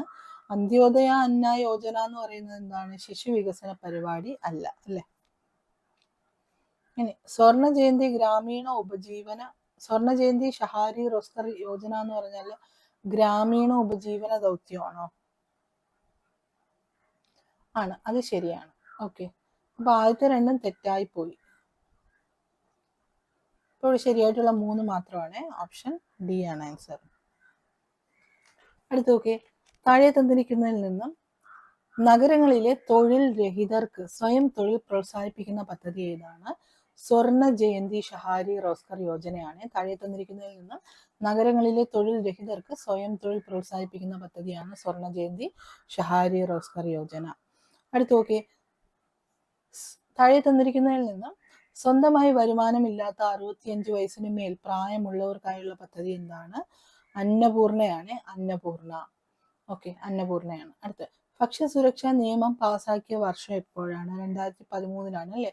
നാഷണൽ ഫുഡ് സെക്യൂരിറ്റി ആക്ട് കൊണ്ടുവന്ന ഇമ്പോർട്ടൻ്റ് ആണ്. 2013 മുൻപ് ചോദിച്ചിട്ടുള്ളതാണ്. സമ്പദ്ഘടനയിലെ വിവിധ മേഖലകളിൽ ഏത് മേഖലയാണ് കൂടുതൽ തൊഴിലവസരങ്ങൾ സൃഷ്ടിക്കുന്നത്? ഏത് മേഖലയാണ്? പ്രാഥമിക മേഖലയാണ്. നമ്മൾ ഇതേ കണക്ക് വേറൊരു ക്വസ്റ്റ്യൻ കണ്ടല്ലോ. ഏറ്റവും കൂടുതൽ വരുമാനം ലഭിക്കുന്നത് ഏത് മേഖലയിൽ നിന്നാണ്? ഏറ്റവും കൂടുതൽ വരുമാനം ലഭിക്കുന്നത് തൃതീയ മേഖലയിൽ നിന്നാണ്, ടെർഷറി സെക്ടറിൽ നിന്നാണ്, അല്ലെങ്കിൽ സർവീസ് സെക്ടറിൽ നിന്നാണ്. ഏറ്റവും കൂടുതൽ തൊഴിലവസരങ്ങൾ സൃഷ്ടിക്കുന്നത് പ്രാഥമിക മേഖലയിൽ നിന്നാണ്. അടുത്ത് മഹാത്മാഗാന്ധി ഗ്രാമീണ തൊഴിലുറപ്പ് പദ്ധതിയിലൂടെ തൊഴിലിനായി രജിസ്റ്റർ ചെയ്യാവുന്ന ഏറ്റവും കുറഞ്ഞ പ്രായം എത്രയാണ്? 18 വയസ്സാണ്. അന്ത്യോദയ അന്ന യോജനയിലൂടെ ലഭിക്കുന്ന അരിയുടെ അളവ് എത്രയാണ്? 35 കിലോയാണ്. 35 കിലോ. സ്കൂൾ മുഖേന പോഷകമൂല്യമുള്ള ആഹാരം ഉറപ്പു നൽകുന്ന പദ്ധതി എന്താണ്? ഉച്ചഭക്ഷണ പരിപാടിയാണ്. ഓപ്ഷൻ സി ആണ് ഉച്ചഭക്ഷണ പരിപാടി. അടുത്ത് സംയോജിത ശിശു വികസന പരിപാടി നടപ്പിലാക്കുന്നത് ഏതിലൂടെയാണ്? അംഗൻവാടികളിലൂടെയാണ്. സംയോജിത ശിശു വികസന പരിപാടി നടപ്പിലാക്കുന്നത് അംഗൻവാടികളിലൂടെയാണ്. അടുത്ത് നമ്മൾ മറ്റു 3 ടോപ്പിക്കിലേക്ക് പോവാണ്. അതായത് planning, 5 year plans, NITI Aayog. ഈ പറയുന്ന ടോപ്പിക്സുമായി ബന്ധപ്പെട്ട ചോദ്യങ്ങളാണ് കാണാൻ പോകുന്നത്. ആദ്യത്തെ ചോദ്യം നോക്കാം. പ്ലാനിങ്ങുമായി ബന്ധപ്പെട്ട ചോദ്യങ്ങൾ നോക്കാം. ലഭ്യമായ വിഭവങ്ങൾ ഉപയോഗപ്പെടുത്തി സാമ്പത്തിക ലക്ഷ്യങ്ങൾ നേടാൻ നടത്തുന്ന മുന്നൊരുക്കത്തെ പറയുന്നതാണ് എന്ത്? സാമ്പത്തിക ആസൂത്രണം. അപ്പൊ സാമ്പത്തിക ആസൂത്രണത്തെ കുറിച്ച് SCERT പറയുന്ന ഡെഫിനേഷൻ ഇങ്ങനെയാണ്: ലഭ്യമായ വിഭവങ്ങൾ ഉപയോഗപ്പെടുത്തി സാമ്പത്തിക ലക്ഷ്യങ്ങൾ നേടാൻ നടത്തുന്ന മുന്നൊരുക്കമാണ് എന്ത്? സാമ്പത്തിക ആസൂത്രണം. അടുത്ത് ആസൂത്രണ സമിതി നിലവിൽ വന്ന വർഷം എപ്പോഴാണ്? ശ്രദ്ധിക്കണം, ആസൂത്രണ സമിതിയാണ്. ആസൂത്രണ സമിതി നിലവിൽ വന്നത് 1938 അപ്പോൾ ആസൂത്രണ കമ്മീഷൻ ആണെങ്കിലോ 1950 മാർച്ച് 15 ഒരുപാട് തവണ ചോദിച്ചിട്ടുള്ള ക്വസ്റ്റ്യൻ ആണ്. അപ്പൊ ഇങ്ങനെ തിരിച്ചു ചോദിച്ചാൽ അറിയാൻ പറ്റണം. പ്ലാനിങ് കമ്മീഷൻ വന്നത് 1950 ആസൂത്രണ സമിതി വന്നത് 1938 അടുത്ത് ജനകീയ പദ്ധതി അവതരിപ്പിച്ചത് ആരാണ്? ജനകീയ പദ്ധതി അവതരിപ്പിച്ചത് MN റോയ് ആണ്. MN റോയ്. ഇന്ത്യൻ സാമ്പത്തിക ആസൂത്രണത്തിന്റെ പിതാവ് ആരാണ്? M വിശ്വേശ്വരയ്യാണ്. ഇന്ത്യൻ സാമ്പത്തിക ആസൂത്രണത്തിന്റെ പ്ലാനിങ്ങിന്റെ പിതാവ് എന്ന് പറയുന്നത് M വിശ്വേശ്വരയ്യാണ്. അടുത്ത് നോക്കിയേ. ഇന്ത്യയുടെ സമ്പദ് വ്യവസ്ഥ അല്ലെങ്കിൽ പ്ലാൻഡ് എക്കോണമി ഓഫ് ഇന്ത്യ എന്ന പുസ്തകം രചിച്ചത് ആരാണ്? പ്ലാൻഡ് എക്കോണമി ഓഫ് ഇന്ത്യ അല്ലെങ്കിൽ ഇന്ത്യയുടെ സമ്പദ് വ്യവസ്ഥ എന്ന പുസ്തകം രചിച്ചത് എം വിശ്വേശ്വരയ്യയാണ്. അപ്പൊ വിശ്വേശ്വരയ്യയെ കുറിച്ച് രണ്ട് കാര്യം പറഞ്ഞു. എന്തൊക്കെയാണ്? ഇന്ത്യയുടെ സാമ്പത്തിക ആസൂത്രണത്തിന്റെ പിതാവ് അല്ലെങ്കിൽ ഫാദർ ഓഫ് ഇന്ത്യൻ പ്ലാനിങ് എന്ന് പറയുന്നത് എം വിശ്വേശ്വരയ്യയാണ്. ഇനി ഇന്ത്യയുടെ ആസൂത്രണ സമ്പദ് വ്യവസ്ഥ അല്ലെങ്കിൽ പ്ലാൻഡ് എക്കോണമി ഓഫ് ഇന്ത്യ എന്ന പുസ്തകം രചിച്ചത് ആരാണ്? എം വിശ്വേശ്വരയ്യയാണ്. അടുത്ത് ആസൂത്രണ കമ്മീഷൻ നിലവിൽ വന്ന എപ്പോഴാണ്? നമ്മൾ മുന്നേ പറഞ്ഞു അല്ലെ, 1950. അപ്പോൾ ആസൂത്രണ സമിതി നിലവിൽ വന്നപ്പോഴാണ്? 1938. ഓക്കെ, ഇവിടെ ആൻസർ ഓപ്ഷൻ എ ആണ്. അടുത്ത് താഴെ തന്നിരിക്കുന്നതിൽ നിന്ന് ഇന്ത്യൻ സാമ്പത്തിക ആസൂത്രണത്തിന്റെ ലക്ഷ്യങ്ങൾ തിരഞ്ഞെടുക്കുക. എന്തൊക്കെയാണ് ലക്ഷ്യങ്ങളുള്ളത്? തുല്യത, വളർച്ച, സ്വാശ്രയത്വം, ഇതൊക്കെ ലക്ഷ്യങ്ങളാണ്. മാത്രമല്ല ഇനി ഒന്നും കൂടി ഉണ്ട്, ആധുനികവൽക്കരണം. ഇപ്പൊ ഇന്ത്യയുടെ പ്ലാനിങ് അല്ലെങ്കിൽ സാമ്പത്തിക ആസൂത്രണത്തിന്റെ ലക്ഷ്യങ്ങൾ എന്തൊക്കെയാണ്? എക്കോണമിക് പ്ലാനിങ്ങിന്റെ ലക്ഷ്യങ്ങൾ തുല്യത, വളർച്ച, സ്വാശ്രയത്വം, ആധുനികവൽക്കരണം ഒക്കെയാണ്. അപ്പൊ പ്ലാനിങ്ങിൽ ഇത് ഉൾപ്പെടാത്തതാണ്. പ്ലാനിങ് ഉൾപ്പെടുന്ന ഏതൊക്കെയാണ്? 1, 2, 3 ആണ്. ഓപ്ഷൻ ഡി ആണ് ആൻസർ. അടുത്ത നോക്കിയേ, ഇന്ത്യയിലെ സാമ്പത്തിക വളർച്ച കൊണ്ട് അർത്ഥമാക്കുന്നത് എന്താണ്? ഇന്ത്യയിലെ സാമ്പത്തിക വളർച്ച കൊണ്ട് അർത്ഥമാക്കുന്നത് എന്താണ്? സാധനങ്ങളുടെയും സേവനങ്ങളുടെയും ഉൽപാദന വളർച്ചയാണ് സാമ്പത്തിക വളർച്ച കൊണ്ട് അർത്ഥമാക്കുന്നത്. അടുത്ത നോക്കിയേ, അണക്കെട്ടുകൾ ഇന്ത്യയുടെ വികസനത്തിന്റെ മഹാക്ഷേത്രങ്ങളാണ് എന്ന് അഭിപ്രായപ്പെട്ടത് ആരാണ്? കുറെ തവണ ചോദിച്ചിട്ടുള്ളതാണ്. നെഹ്റു ആണ്, ജവഹർലാൽ നെഹ്റു ആണ് അണക്കെട്ടുകൾ ഇന്ത്യയുടെ വികസനത്തിന്റെ മഹാക്ഷേത്രങ്ങളാണെന്ന് അഭിപ്രായപ്പെട്ടത്. അടുത്ത ഭക്ര നങ്കൽ പദ്ധതി കൊണ്ടുവന്ന പഞ്ചവത്സര പദ്ധതി ഏതാണ്? 1ാമത്തെ പഞ്ചവത്സര പദ്ധതിയിലാണ് ഭക്ര നങ്കൽ പദ്ധതി കൊണ്ടുവന്ന പഞ്ചവത്സര പദ്ധതി. അടുത്ത നോക്കിയേ, താഴെ തന്നിരിക്കുന്ന പ്രസ്താവനകൾ പരിശോധിച്ചിട്ട് ശരിയായവ തിരഞ്ഞെടുക്കുക. അതിൽ നിന്ന് ശരിയായതാണ് തിരഞ്ഞെടുക്കാനുള്ളത്. ഏതൊക്കെയാണെന്ന് നോക്കാം. പഞ്ചവത്സര പദ്ധതികളുടെ തുടക്കകാലത്ത് കാർഷിക മേഖലയിൽ ഉണ്ടായ മാറ്റമാണ് ഹരിത വിപ്ലവം എന്നറിയപ്പെടുന്നത്. ഹരിത വിപ്ലവത്തിന്റെ ഡെഫിനിഷൻ ഇതാണ്: പഞ്ചവത്സര പദ്ധതികളുടെ തുടക്കകാലത്ത് കാർഷിക മേഖലയിൽ ഉണ്ടായ മാറ്റമാണ് ഹരിത വിപ്ലവം. അത് ശരിയാണ്. ഇതിലൂടെ ഭക്ഷ്യധാന്യങ്ങളുടെ കാര്യത്തിൽ സ്വയം പര്യാപ്തത ഉണ്ടായി. ശരിയാണ്. രാസവളം, കീടനാശിനികൾ എന്നിവ ഹരിത വിപ്ലവത്തിന് ഉപയോഗിച്ചു. അതും ശരിയാണ്. ഇവിടെ ശരിയായത് ഏതാണ്? 1, 2, 3 ശരിയാണ്. ഓപ്ഷൻ ഡി ആണ് ആൻസർ. അടുത്ത് നോക്കിയേ, താഴെ തന്നിരിക്കുന്നതിൽ നിന്നും ശരിയായ ജോഡി തിരഞ്ഞെടുക്കുക. ഏതൊക്കെയാണ് ശരിയായിട്ടുള്ളതെന്ന് നോക്കാം. ഹരിത വിപ്ലവം എന്ന് പറയുന്നത് മത്സ്യമല്ല അല്ലെ, കൃഷിയാണ്. അതുകൊണ്ട് അത് തെറ്റാണ്. ധവള വിപ്ലവം എന്ന് പറയുമ്പോൾ പാലാണ്. അത് ശരിയാണ്. നീല വിപ്ലവം എന്ന് പറയുമ്പോൾ എന്താണ്? മത്സ്യമാണ് ഉദ്ദേശിക്കുന്നത്, കൃഷിയല്ല. അപ്പൊ 1, 3 തെറ്റാണ്. നമുക്ക് ശരിയായ ജോഡി ഏതാണ്? 2 മാത്രമാണ് ശരി. ഓപ്ഷൻ സി ആണ് ആൻസർ. അടുത്ത് നോക്കിയേ, സുസ്ഥിര വികസനം ലക്ഷ്യമിട്ട പഞ്ചവത്സര പദ്ധതി. സസ്റ്റൈനബിൾ ഡെവലപ്മെന്റ് അല്ലെങ്കിൽ സുസ്ഥിര വികസനം ലക്ഷ്യമിട്ടത് 12ാമത്തെ പഞ്ചവത്സര പദ്ധതിയിലാണ്. 12ാമത്തെ പഞ്ചവത്സര പദ്ധതിയിലാണ് സസ്റ്റൈനബിൾ ഡെവലപ്മെന്റ് അല്ലെങ്കിൽ സുസ്ഥിര വികസനം ലക്ഷ്യമിട്ട പഞ്ചവത്സര പദ്ധതി. മൂലധന നിക്ഷേപം വർദ്ധിപ്പിക്കുക എന്നത് ലക്ഷ്യം വെച്ച പഞ്ചവത്സര പദ്ധതി ഏതാണ്? 10ാമത്തെയാണ്. 10ാമത്തെ പഞ്ചവത്സര പദ്ധതിയിലാണ് മൂലധന നിക്ഷേപം വർദ്ധിപ്പിക്കുക എന്നത് ലക്ഷ്യമായെടുത്തത്. അടുത്ത് മാനവശേഷി വികസനം ലക്ഷ്യമിട്ട പഞ്ചവത്സര പദ്ധതി ഏതായിരുന്നു? മാനവശേഷി വികസനം ലക്ഷ്യമിട്ട പഞ്ചവത്സര പദ്ധതി 7th ആണ്. 7ാമത്തെ പഞ്ചവത്സര പദ്ധതി. അടുത്ത ദാരിദ്ര്യ നിർമ്മാർജ്ജനം ലക്ഷ്യമിട്ട പഞ്ചവത്സര പദ്ധതി ഏതാണ്? ദാരിദ്ര്യ നിർമ്മാർജ്ജനം ലക്ഷ്യമിട്ട പഞ്ചവത്സര പദ്ധതി 5th ആണ്. 5ാമത്തെ പഞ്ചവത്സര പദ്ധതിയിലാണ് ദാരിദ്ര്യ നിർമ്മാർജ്ജനം ലക്ഷ്യമിട്ടത്. വ്യാവസായിക വികസനം ലക്ഷ്യമിട്ടത് ഏത് പദ്ധതിയിലായിരുന്നു? 2ലായിരുന്നു. 2ാമത്തേലായിരുന്നു വ്യാവസായിക വികസനം. കാർഷിക മേഖലയുടെ വികസനം 1ാമത്തെ പഞ്ചവത്സര പദ്ധതിയിലായിരുന്നു. അടുത്ത് കണ്ടോ, 1ാം പഞ്ചവത്സര പദ്ധതിയുടെ ലക്ഷ്യം എന്തായിരുന്നു? കാർഷിക മേഖലയുടെ സമഗ്ര വികസനമായിരുന്നു. അടുത്ത് ഭക്ഷ്യ സ്വയം പര്യാപ്തത എന്നത് ലക്ഷ്യമിട്ട പഞ്ചവത്സര പദ്ധതി ഏതാണ്? ഭക്ഷ്യ സ്വയം പര്യാപ്തത 3ാമത്തെ പഞ്ചവത്സര പദ്ധതിയിലാണ്. 3. ആധുനികവൽക്കരണം, തൊഴിലവസരങ്ങളുടെ ലഭ്യത എന്ന ആശയം ലക്ഷ്യമിട്ട പഞ്ചവത്സര പദ്ധതി ഏതാണ്? 7 ആണ്. 7ാമത്തെ പഞ്ചവത്സര പദ്ധതിയിലാണ് ആധുനികവൽക്കരണം, തൊഴിലവസരങ്ങളുടെ ലഭ്യത എന്ന ആശയം ലക്ഷ്യമിട്ട പഞ്ചവത്സര പദ്ധതി. അടുത്ത് പഞ്ചായത്തുകൾ നിലവിൽ വന്ന പഞ്ചവത്സര പദ്ധതി ഏതാണ്? 9ലാണ്. 9ാമത്തെ 5 ഇയർ പ്ലാൻ പഞ്ചവത്സര പദ്ധതിയിലാണ് പഞ്ചായത്തുകൾ നിലവിൽ വന്നത്. പ്രാദേശിക വികസന ആവശ്യങ്ങൾ ഗവൺമെന്റ് ചർച്ച ചെയ്യുന്ന സ്ഥലം ഏതാണ്? ഗ്രാമസഭയാണ്. ഓർത്തിരിക്കണം, ഗ്രാമസഭയിലാണ് പ്രാദേശിക വികസന ആവശ്യങ്ങൾ ഗവൺമെന്റ് ചർച്ച ചെയ്യുന്നത്. ഇനി ഗ്രാമീണ വികസനം എന്ന ആശയം ലക്ഷ്യമിട്ട പഞ്ചവത്സര പദ്ധതി ഏതാണ്? 9ാമത്തേലാണ്. 9ലാണ് പഞ്ചായത്തുകളും വന്നത് നമ്മൾ കണ്ടു. ഗ്രാമീണ വികസനം എന്ന ആശയം ലക്ഷ്യമിട്ട പഞ്ചവത്സര പദ്ധതി 9ാമത്തെ പഞ്ചവത്സര പദ്ധതിയാണ്. ഒരുപാട് തവണ ചോദിച്ചൊരു ക്വസ്റ്റ്യൻ ആണ് അടുത്ത്. നീതി ആയോഗ് നിലവിൽ വന്നത് എന്നാണ്? നീതി ആയോഗ് 2015 ജാനുവരി 1 നീതി ആയോഗ് നിലവിൽ വന്നത്. അടുത്ത്, മൂലധന നിക്ഷേപം വർദ്ധിപ്പിക്കുക എന്ന ആശയം ലക്ഷ്യമിട്ട പഞ്ചവത്സര പദ്ധതി ഏതാണ്? 10 10ാമത്തെ പഞ്ചവത്സര പദ്ധതിയിലാണ് മൂലധന നിക്ഷേപം വർദ്ധിപ്പിക്കുക എന്നുള്ള ആശയം ലക്ഷ്യമിട്ടത്. അടുത്ത് നോക്കിയേ, താഴെ തന്നിരിക്കുന്ന ജോഡികളിൽ തെറ്റായത് തിരഞ്ഞെടുക്കുക. തെറ്റായതാണ് തിരഞ്ഞെടുക്കാനുള്ളത്. ആദ്യത്തെ നോക്കിയേ, സുസ്ഥിര വികസനം 10ാം പഞ്ചവത്സര പദ്ധതിയിൽ നിന്നാണ്. നമ്മൾ മോളിൽ കണ്ട് 10ആണോ 12ാമത്തെ പഞ്ചവത്സര പദ്ധതിയാണ് അല്ലേ? അതുകൊണ്ട് ഇത് തെറ്റാണ്. അടുത്ത, മൂലധന നിക്ഷേപം വർദ്ധിപ്പിക്കുക. ഏത് പഞ്ചവത്സര പദ്ധതി? ഇത് 9 അല്ല, 10ാമത്തേലാണ് മൂലധന നിക്ഷേപം വർദ്ധിപ്പിക്കുക എന്നുള്ളത്. മാനവശേഷി വികസനം 7ാം പഞ്ചവത്സര പദ്ധതിയാണോ? 8 8. മോളിൽ ഞാൻ 7 എന്നാണ് പറഞ്ഞത് തോന്നുന്നത്. ഹ്യൂമൻ ക്യാപിറ്റൽ ഡെവലപ്മെന്റ് മാനവശേഷി വികസനം 8 7ാമത്തെ പഞ്ചവത്സര പദ്ധതിയിലെ 8ാമത്തെ പഞ്ചവത്സര പദ്ധതിയാണ്. അങ്ങനെ ഒരു ക്വസ്റ്റ്യൻ നമ്മൾ മോളിൽ കണ്ടു തോന്നുന്നു.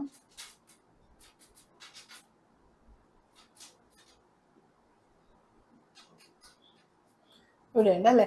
മാനവശേഷി വികസനം ലക്ഷ്യമിട്ട പഞ്ചവത്സര പദ്ധതി 8 7 എന്നാണ് പറഞ്ഞത്. തെറ്റാണ്, 8. ഓപ്ഷൻ ബി ആണ് ആൻസർ. അടുത്ത് നോക്കാം, 4ാമത്തെ ജോഡി നോക്കി.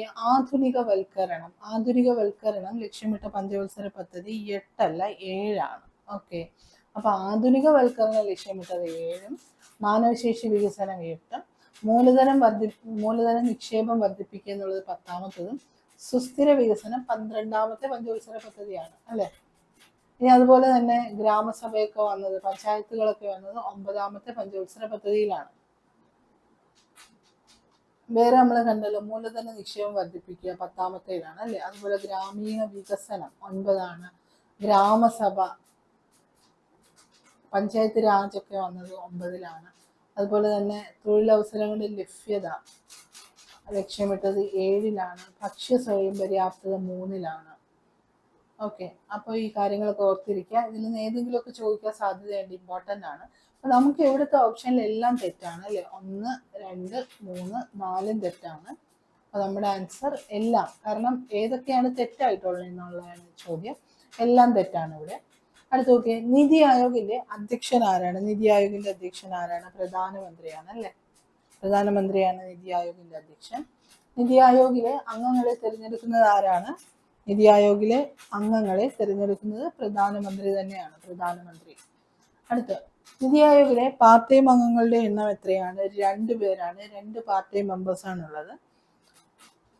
നീതി ആയോഗിനെ കുറിച്ച് പറയുമ്പോൾ ചെയർപേഴ്സൺ, നീതി ആയോഗിന്റെ ചെയർപേഴ്സൺ എന്ന് പറഞ്ഞാൽ പ്രൈം മിനിസ്റ്റർ ആയിരിക്കും. പിന്നെ ഒരു വൈസ് ചെയർപേഴ്സൺ ഉണ്ടാവും, കുറച്ച് ഫുൾ ടൈം മെമ്പേഴ്സ് ഉണ്ടാവും, പാർട്ട് ടൈം മെമ്പേഴ്സും ഉണ്ടാവും. പാർട്ട് ടൈം മെമ്പേഴ്സ് 2 അംഗങ്ങളായിരിക്കും ഉണ്ടായിരിക്കുന്നത്.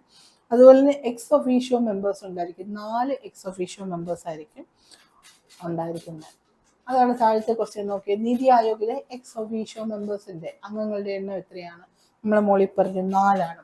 4 എക്സ് ഒഫീഷ്യോ മെമ്പേഴ്സും 2 പാർട്ട് ടൈം മെമ്പേഴ്സും പിന്നെ വൈസ് ചെയർപേഴ്സൺ എന്ന് പറഞ്ഞാൽ പ്രൈം മിനിസ്റ്റർ ആയിരിക്കും. ഇവരൊക്കെ ഫുൾ ടൈം മെമ്പേഴ്സ് ആയിരിക്കും. അടുത്ത ചോദ്യം, അടുത്ത നമ്മൾ മറ്റൊരു ടോപ്പിക്കിലേക്ക് പോവുകയാണ്. Public revenue, tax and non tax revenue, public expenditure. ഈ പറയുന്ന ടോപ്പിക്കുമായി ബന്ധപ്പെട്ട് ചോദ്യങ്ങൾ നമുക്ക് ഡിസ്കസ് ചെയ്യാം. ആദ്യത്തേത് നോക്കാം. താഴെ തന്നിരിക്കുന്നതിൽ നിന്നും ഗവൺമെന്റ് വികസന ചെലവുകൾക്ക് ഉദാഹരണം കണ്ടെത്തുക. ഗവൺമെന്റിന്റെ വികസന ചെലവുകൾക്ക് ഉദാഹരണം ഏതൊക്കെയാണ്? ഇതിൽ റോഡ് നിർമ്മാണം, പാലം നിർമ്മാണം. നമുക്കറിയാം ഇത് രണ്ടും വികസനത്തിൽ ഉൾപ്പെടുന്നവയാണ് അല്ലെ? പക്ഷെ യുദ്ധവും പെൻഷനും ഒന്നും വികസനത്തിൽ ഉൾപ്പെടുന്നവയല്ല. അപ്പൊ ഇതിൽ 1 ഉം 3 ആണ് വികസന ചിലവുകൾക്ക് ഉദാഹരണം എന്ന് പറയുന്നത്. മറ്റ് വികസന ചിലവുകൾ ഏതൊക്കെയാണ്? ഇപ്പൊ തുറമുഖം, വിദ്യാഭ്യാസ സ്ഥാപനങ്ങൾ, ഇതെല്ലാം വികസന ചിലവുകളാണ്. വികസനേതര ചിലവുകൾക്ക് ഉദാഹരണമാണ് യുദ്ധം, പലിശ കൊടുക്കുക, പെൻഷൻ നൽകുക, ഇതൊക്കെ വികസനേതര ചിലവുകൾക്ക് ഉദാഹരണമാണ്.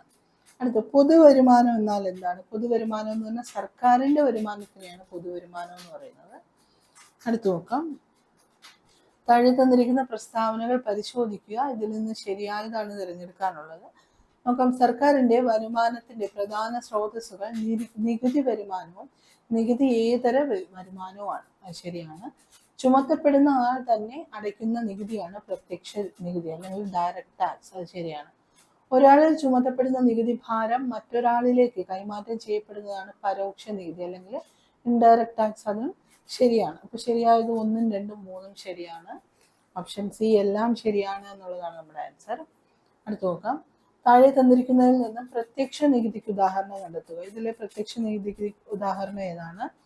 ആദായ നികുതിയും കോർപ്പറേറ്റ് നികുതിയും പ്രത്യക്ഷ നികുതിയാണ്. GST ഒരു പരോക്ഷ നികുതിയാണ് അല്ലെങ്കിൽ ഇൻഡയറക്റ്റ് ടാക്സ് ആണ്. 1ഉം 2ഉം ആണ് ഇവിടുത്തെ ആൻസർ. അടുത്ത GST നിലവിൽ വന്നത് എന്നാണ്? GST നിലവിൽ വന്നത് 2017 ജൂലൈ 1-നാണ് GST വന്നത്. നമ്മൾ വേറൊന്ന് കണ്ടല്ലോ, നിതി ആയോഗ് നിലവിൽ വന്നല്ലേ. 2015 ജാനുവരി 1-നാണ് നിതി ആയോഗ് നിലവിൽ വന്നത്. 2017 ജൂൺ 1-നാണ് GST, ജൂൺ അല്ല ജൂലൈ 1-നാണ് GST നിലവിൽ വന്നത്. GST എന്ത് തരം നികുതിയാണ്? GST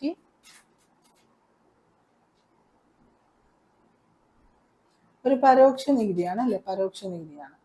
താഴെ തന്നിരിക്കുന്നതിൽ GSTയിൽ ലയിക്കപ്പെട്ട നികുതികൾക്ക് ഉദാഹരണം ഏതൊക്കെയാണ്? വിനോദ നികുതി, പ്രവേശന നികുതി, പരസ്യ നികുതി, ഇതെല്ലാം GSTയിൽ ലയിക്കപ്പെട്ട നികുതികളാണ്. അപ്പോൾ എല്ലാം എന്നുള്ളതാണ് ആൻസർ. ഓപ്ഷൻ ഡി ഉണ്ട്, എല്ലാം എന്നുള്ളതാണ് ആൻസർ. അടുത്ത് നോക്കാം. CGSTയുടെ പൂർണ്ണ രൂപം എന്താണ്? CGST സെൻട്രൽ GST ആണ്. Central goods and service tax എന്നുള്ളതാണ് CGSTയുടെ പൂർണ്ണ രൂപം. അടുത്ത താഴെ തന്നിരിക്കുന്ന പ്രസ്താവനകളിൽ നിന്നും ശരിയായത് തിരഞ്ഞെടുക്കുക. ഇതിൽ ശരിയായത് ഏതൊക്കെയാണ്?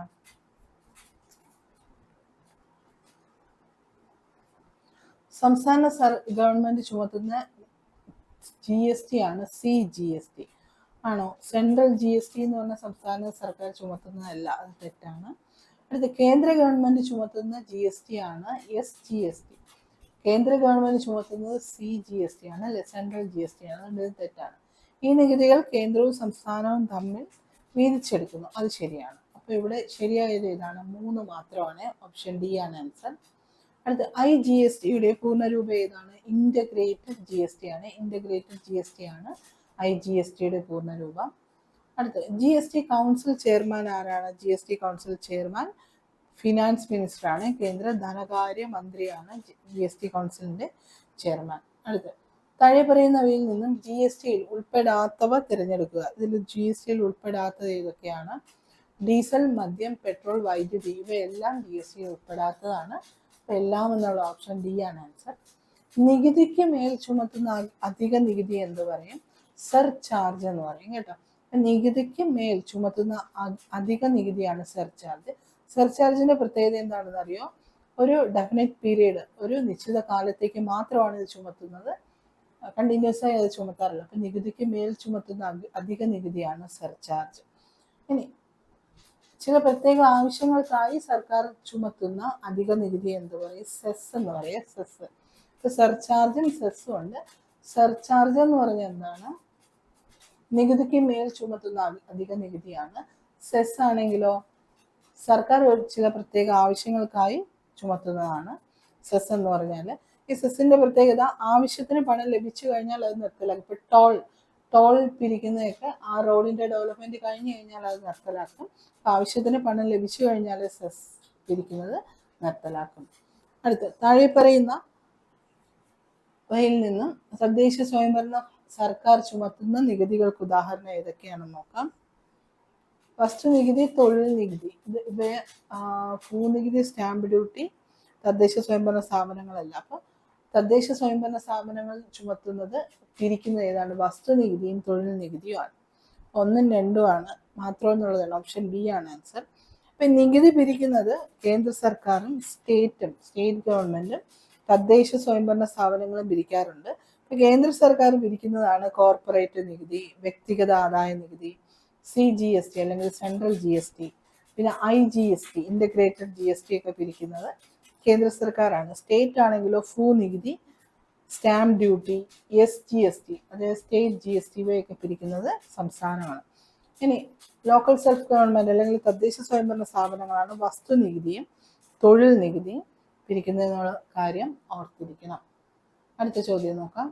താഴെ തന്നിരിക്കുന്നതിൽ നിന്ന് നികുതി ഇതര വരുമാനങ്ങൾക്ക് ഉദാഹരണം കണ്ടെത്തുക. നികുതി ഇതര വരുമാനങ്ങൾക്ക് ഉദാഹരണം എന്തൊക്കെയാണ്?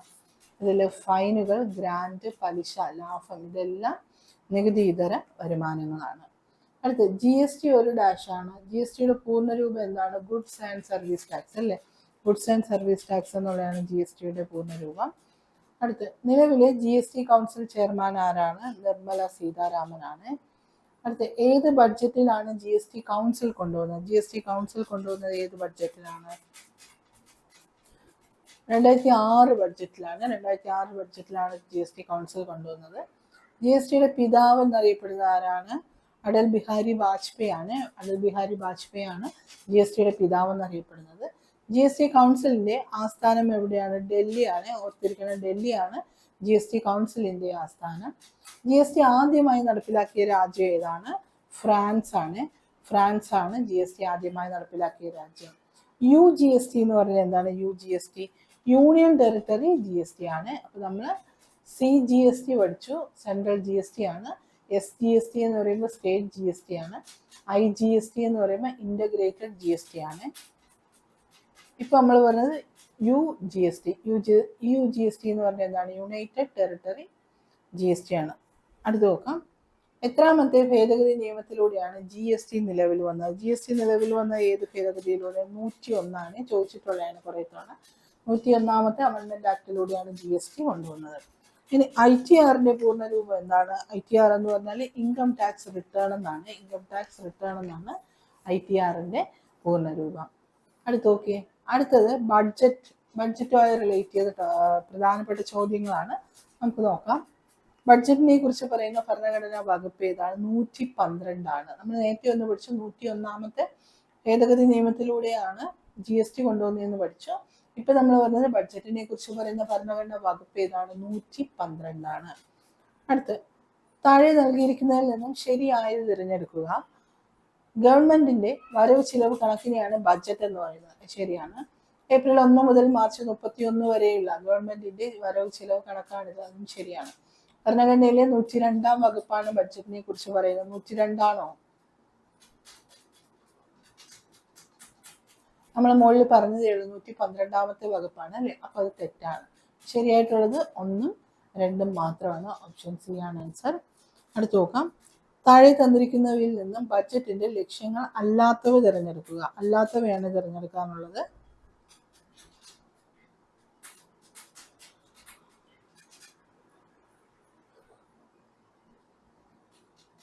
ബഡ്ജറ്റിന്റെ ലക്ഷ്യം എന്താണ്? സാമ്പത്തിക ലാഭം ഉണ്ടാക്കുക ബഡ്ജറ്റിന്റെ ഒരു ലക്ഷ്യമല്ല. പിന്നെ വിഭവങ്ങൾ നീക്കിവെക്കുക, വരുമാനം വിതരണം ചെയ്യുക, സാമ്പത്തിക സ്ഥിരത കൈവരിക്കുക, ഇതൊക്കെ ബഡ്ജറ്റിന്റെ ലക്ഷ്യമാണ്. അപ്പൊ ലക്ഷ്യമല്ലാത്തത് ഒന്ന് മാത്രമാണ്. ഓപ്ഷൻ ബി ആണ് ആൻസർ. അടുത്ത് ജനങ്ങൾ പൊതുവായി ഉപയോഗിക്കുന്ന സാധനങ്ങളും സേവനങ്ങളും അറിയപ്പെടുന്നത് എന്താണ്? പൊതുചരക്കുകൾ എന്നാണ്. പൊതുചരക്കുകൾ എന്താണ്? ജനങ്ങൾ പൊതുവായി ഉപയോഗിക്കുന്ന സാധനങ്ങളും സേവനങ്ങളുമാണ് പൊതുചരക്കുകൾ. വരവും ചിലവും തുല്യമായി വരുന്ന ബഡ്ജറ്റിനെ എന്ത് പറയും? വരവും ചിലവും തുല്യമാണ് ആ ബഡ്ജറ്റിനെ സന്തുലിത ബഡ്ജറ്റ് എന്ന് പറയുക. മിച്ച ബഡ്ജറ്റ് ഉണ്ട്, കമ്മി ബഡ്ജറ്റ് ഉണ്ട്, അസന്തുലിത ബഡ്ജറ്റ് ഉണ്ട്. അപ്പൊ നമ്മൾ ഈ പറഞ്ഞത് സന്തുലിത ബഡ്ജറ്റ്, അതായത് വരവും ചിലവും തുല്യമായി വരികയാണെങ്കിൽ അതിനെ സന്തുലിത ബഡ്ജറ്റ് എന്ന് പറയും. അടുത്ത് നോക്കി. ചിലവിനേക്കാൾ കൂടുതൽ വരവ്, അതായത് വരവ് കൂടുതൽ അല്ലെ? ചിലവിനേക്കാൾ കൂടുതൽ വരവ്. ഇപ്പൊ വരവ് കൂടുതലും വരവിനേക്കാളും കുറച്ചുകൂടെ കുറച്ചേ ചിലവാക്കുന്നുള്ളൂ. ചിലവ് വരവിനേക്കാൾ കുറവാണ്. ആ ബഡ്ജറ്റിന് എന്തോ പറയും? മിച്ച ബഡ്ജറ്റ് എന്ന് പറയും അല്ലേ? കാരണം വരവിന് അത്ര ചിലവാക്കുന്നില്ല. ഇതിന് മിച്ച ബഡ്ജറ്റ് എന്നാണ് പറയുന്നത്. ഓപ്ഷൻ ഡി ആണ് ആൻസർ. അടുത്ത് നോക്കിയേ. വരവിനേക്കാൾ കൂടുതൽ ചിലവാക്കുന്നു, വരവ് കുറവും ചിലവാണ് കൂടുതൽ. വരവിനേക്കാൾ കൂടുതൽ ചിലവാക്കുന്ന ബഡ്ജറ്റിനെ എന്ത് പറയും? കമ്മി ബഡ്ജറ്റ് എന്നാണ് പറയുന്നത്, കമ്മി ബഡ്ജറ്റ്. ഇനി അടുത്ത് നോക്കിയാൽ ധനക്കമ്മി എന്ന് പറഞ്ഞാൽ എന്താണ്? ധനക്കമ്മി? ധനക്കമ്മി എന്ന് പറഞ്ഞാൽ ധനക്കമ്മി ഈസ് ഈക്വൽ ടു പൊതുചെലവ് മൈനസ് വരവ് മൈനസ് കടമാണ്. പൊതുചെലവ് മൈനസ് പൊതുവരവ് മൈനസ് കടം, അത് ചെയ്യുമ്പോൾ കിട്ടുന്നതാണ് ധനക്കമ്മി എത്രയാണെന്നുള്ളത്. റവന്യൂ കമ്മി എന്ന് പറഞ്ഞാൽ എന്താണ്? റവന്യൂ കമ്മി എന്ന് പറഞ്ഞാൽ റവന്യൂ കമ്മി ഈസ് ഈക്വൽ ടു റവന്യൂ ചെലവ് മൈനസ് റവന്യൂ വരവാണ്. റവന്യൂ ചെലവ് മൈനസ് റവന്യൂ വരവാണ് റവന്യൂ കമ്മി എന്ന് പറഞ്ഞാൽ. ഇനി അടുത്ത് എന്താണ് പ്രാഥമിക കമ്മി നോക്കാം. പ്രാഥമിക കമ്മി എന്ന് പറഞ്ഞാൽ ധനക്കമ്മിയിൽ നിന്ന് പലിശ അടവുകൾ കുറയ്ക്കുമ്പോൾ കിട്ടുന്നതാണ് പ്രാഥമിക കമ്മി. അടുത്ത് കമ്മിയുടെ എത്ര ഭാഗമാണോ പുതിയ കറൻസി അടിച്ചിറക്കുന്നത് അതിനെ പറയുന്നത് എത്രയാണ്? പണക്കമ്മി എന്നാണ്. ഓക്കെ, അപ്പൊ ഇവിടെ കമ്മിയുണ്ട് അല്ലെ, ആ കമ്മിയുടെ എത്ര ഭാഗമാണോ പണം, നോട്ട്, കറൻസി അടിച്ചിറക്കുന്നത് അതിനെയാണ് പണക്കമ്മി എന്ന് പറയുന്നത്. അടുത്ത് നോക്കി, ധനനയം പ്രചാരത്തിലാക്കിയ വ്യക്തി ആരാണ്? ധനനയം പ്രചാരത്തിലാക്കിയത് കെയ്ൻസ് ആണ്. കെയ്ൻസിന്റെ ഒരു എക്കോണമിസ്റ്റ് ആണ്. കെയ്ൻസ് ആണ് ധനനയം പ്രചാരത്തിലാക്കിയ വ്യക്തി. സമ്പദ് വ്യവസ്ഥയിലെ വിവേചന നയം എന്നാൽ എന്താണ്? സമ്പദ് വ്യവസ്ഥയിലെ വിവേചന നയം? സമ്പദ് വ്യവസ്ഥ സുസ്ഥിരമാക്കുന്നതിനുള്ള ധനനയത്തെയാണ് സമ്പദ് വ്യവസ്ഥയിലെ വിവേചന നയം എന്ന് പറയുന്നത്. അടുത്ത് കേന്ദ്ര ബഡ്ജറ്റ് 2023 ക്വസ്റ്റ്യൻ നമുക്ക് നോക്കേണ്ട ആവശ്യമില്ല, അടുത്ത് നോക്കാം. താഴെ പറയുന്നവയിൽ ആദ്യ കടലാസ് രഹിത ബഡ്ജറ്റ് ഏതാണ്? ആദ്യ കടലാസ് രഹിത ബഡ്ജറ്റ് 2021-22 ബഡ്ജറ്റാണ് ആദ്യത്തെ പേപ്പർലെസ് കടലാസ് രഹിത ബഡ്ജറ്റ്. റെയിൽവേ ബഡ്ജറ്റും പൊതു ബഡ്ജറ്റും തമ്മിൽ ലയിപ്പിച്ച വർഷം ഏതാണ് എന്ന് ചോദിച്ചിട്ടുള്ള ക്വസ്റ്റ്യൻ 2017 ആണ്. 2017 റെയിൽവേ ബഡ്ജറ്റും പൊതു ബഡ്ജറ്റും തമ്മിൽ ലയിപ്പിച്ച വർഷം. അടുത്ത് റെയിൽവേ ബഡ്ജറ്റും പൊതു ബഡ്ജറ്റും തമ്മിൽ ലയിപ്പിച്ച ധനമന്ത്രിയാണ്. ധനമന്ത്രി ആരാണ്? അരുൺ ജെയ്റ്റ്ലിയാണ്. അരുൺ ജെയ്റ്റ്ലിയാണ് റെയിൽവേ ബഡ്ജറ്റും പൊതു ബഡ്ജറ്റും തമ്മിൽ ലയിപ്പിച്ച ധനമന്ത്രി. 2017 എന്നുള്ള കാര്യം ഓർക്കണം. അടുത്ത് താഴെ തന്നിരിക്കുന്നതിൽ നിന്നും നികുതി വരുമാനത്തിന് ഉദാഹരണം കണ്ടെത്തുക. ഏതാണ് നികുതി വരുമാനം? ഇതില് GST ആണല്ലേ നികുതി. ഫീസ്, ഫൈൻ, ലാഭം ഒന്നും നികുതിയല്ല, GST ആണ് ഇതിലൊരു നികുതി വരുമാനം. താഴെ തന്നിരിക്കുന്നവയിൽ നിന്ന് പരോക്ഷ നികുതിക്ക് ഉദാഹരണം കണ്ടെത്തുക. പരോക്ഷ നികുതിയാണ് കാണേണ്ടത്. ഇതിൽ പരോക്ഷ നികുതി കസ്റ്റംസ് ടാക്സ് ആണ്. ഓപ്ഷൻ ബി ആണ് ആൻസർ. അടുത്ത 2023 കേരള ബഡ്ജറ്റിലെ നാളികേര താങ്ങുവില എത്രയാണ്? നാളികേര താങ്ങുവില 2023 ബഡ്ജറ്റിലെ നാളികേര താങ്ങുവില എത്രയാണ്? 34 രൂപയായിരുന്നു. 34 രൂപ. നേത്രരോഗങ്ങൾ തടയുന്നതിനായി 2023 ബഡ്ജറ്റിൽ പ്രഖ്യാപിച്ച പുതിയ പദ്ധതി ഏതാണ്? നേർക്കാഴ്ച എന്നുള്ള പദ്ധതിയാണ്, നേർക്കാഴ്ച. അടുത്ത 2031 കൂടെ കേരളത്തിന്റെ ജനനിരക്ക് എത്രയായി കുറയുമെന്നാണ് ബഡ്ജറ്റിൽ പ്രഖ്യാപിച്ചിട്ടുള്ളത്? 6 ലക്ഷമാണ്. 2031 കൂടെ കേരളത്തിലെ ജനനിരക്ക് 6 ലക്ഷമായി കുറയുമെന്നാണ് ബഡ്ജറ്റിൽ പ്രഖ്യാപിച്ചിട്ടുള്ളത്. അടുത്ത് നോക്കിയേ, 2023 ബഡ്ജറ്റിൽ പ്രത്യേക പാക്കേജ് പ്രഖ്യാപിച്ച ചേന്ദമംഗലം കൈത്തറി ഗ്രാമം എവിടെയാണ് സ്ഥിതി ചെയ്യുന്നത്? എറണാകുളം ജില്ലയിലാണ്. ഇന്ത്യയിലെ ആദ്യത്തെ ഗ്രാഫീൻ ഇന്നോവേഷൻ സെന്റർ സ്ഥിതി ചെയ്യുന്നത് എവിടെയാണ്? ഗ്രാഫീൻ ഇന്നോവേഷൻ സെന്റർ സ്ഥിതി ചെയ്യുന്നത് എവിടെയാണ്? തൃശ്ശൂരിലാണ്. തൃശ്ശൂരിലാണ് ഇന്ത്യയിലെ ആദ്യത്തെ ഗ്രാഫീൻ ഇന്നോവേഷൻ സെന്റർ സ്ഥിതി ചെയ്യുന്നത്. അടുത്ത് 2023 ബഡ്ജറ്റിൽ പരാമർശിച്ച ബിലോ ദ റഡാർ എന്ന പുസ്തകത്തിന്റെ രചയിതാവായ IAS ഉദ്യോഗസ്ഥൻ ആരാണ്? 2023 ബഡ്ജറ്റിൽ പരാമർശിച്ച ബിലോ ദ റഡാർ എന്ന പുസ്തകത്തിന്റെ രചയിതാവായ IAS ഉദ്യോഗസ്ഥൻ ആരാണ്? C ബാലഗോപാൽ ആണ്. C ബാലഗോപാൽ. അടുത്ത് നോക്കാം, ഏത് വർഷത്തോടു കൂടിയാണ് കേരളം നെറ്റ് കാർബൺ ന്യൂട്രാലിറ്റി സംസ്ഥാനമായി മാറാൻ തീരുമാനിച്ചിട്ടുള്ളത്? കേരളത്തിന്റെ കാര്യമാണ്. നെറ്റ് കാർബൺ ന്യൂട്രാലിറ്റി സംസ്ഥാനമായി കേരളം മാറാൻ തീരുമാനിക്കുന്നത് ഏത് വർഷത്തോടു കൂടിയാണ്? 2050 ആണ്. 2050 കൂടി കേരളം നെറ്റ് കാർബൺ ന്യൂട്രാലിറ്റി ആകുമെന്നാണ്. കാർബൺ ന്യൂട്രാലിറ്റി എന്ന് പറഞ്ഞാൽ നമുക്കറിയാലോ, എത്രമാത്രം കാർബൺ ആണോ എമിറ്റ് ചെയ്യുന്നത് അത്രയും കാർബൺ അബ്സോർബ് ചെയ്യാനുള്ള വഴി നമ്മൾ കണ്ടുപിടിക്കാനാണ് കാർബൺ ന്യൂട്രാലിറ്റി എന്ന് പറയുന്നത്. അടുത്ത് വർക്ക് ഫ്രം ഹോളിഡേ ഹോം എന്ന പദ്ധതി ഏത് മേഖലയുമായാണ് ബന്ധപ്പെട്ടിരിക്കുന്നത്? ടൂറിസം ആണ്. ടൂറിസം. അടുത്ത് നോക്കാം, ഈ വർഷം പ്രവർത്തനം ആരംഭിക്കുന്ന അന്താരാഷ്ട്ര സുവോളജിക്കൽ പാർക്ക് സ്ഥിതി ചെയ്യുന്നത് എവിടെയാണ്? ഇത് കഴിഞ്ഞ വർഷത്തെ ക്വസ്റ്റ്യൻ ആണ്. പുത്തൂരാണ്, തൃശ്ശൂരിലെ പുത്തൂർ. ട്രിപ്പ് പദ്ധതി എന്തുമായി ബന്ധപ്പെട്ടതാണ്? എന്താണ് ട്രിപ്പ് പദ്ധതി എന്ന് പറഞ്ഞു കഴിഞ്ഞാൽ ഡാമിന്റെ നവീകരണവുമായി ബന്ധപ്പെട്ട പദ്ധതിയാണ്. പുതുതായി റൈസ് ടെക്നോളജി പാർക്കുകൾ ആരംഭിക്കുന്ന സർക്കാർ തീരുമാനിച്ചത് എവിടെയാണ്? ആലപ്പുഴ, പാലക്കാട്, തൃശ്ശൂർ ഇവിടെയൊക്കെ ആരംഭിക്കാൻ തീരുമാനിച്ചിട്ടുണ്ട്. പുതുതായി ആരംഭിക്കാൻ പോകുന്ന ഫിഷ് മിൽ പ്ലാന്റ് എവിടെയാണ്? പുതുതായി ആരംഭിക്കാൻ പോകുന്ന ഫിഷ് മിൽ പ്ലാന്റ് ആറാട്ടുപുഴയാണ്. ആറാട്ടുപുഴ. ബജറ്റ് പുസ്തകത്തിന്റെ മുഖചിത്രമായി ഉപയോഗിച്ചിരുന്ന പ്രശസ്തമായ ശില്പം ഏതാണ്? ബേർഡ് ഇൻ സ്പേസ് ആണ്. ബേർഡ് ഇൻ സ്പേസ് എന്നുള്ളതാണ്. ഇതിന്റെ ശില്പി ബ്രൻകുഷ് ആണ്. ഈ തവണത്തെ ബഡ്ജറ്റ് അല്ലേ ഇത്, കഴിഞ്ഞ തവണത്തെ ബഡ്ജറ്റുമായി റിലേറ്റ് ചെയ്ത ചോദ്യമാണ്. അടുത്ത 2023 കേരള ബഡ്ജറ്റ് അവതരിപ്പിച്ച ധനമന്ത്രി ആരാണ്? KN ഗോപാലനാണ്. KN ഗോപാലൻ. എത്ര സമയം കൊണ്ടായിരുന്നു ബഡ്ജറ്റ് അവതരിപ്പിച്ചത്? 2 മണിക്കൂറും 18 മിനിറ്റുമാണ്. ഇത് കഴിഞ്ഞ ബഡ്ജറ്റിന്റെ കാര്യമാണ്.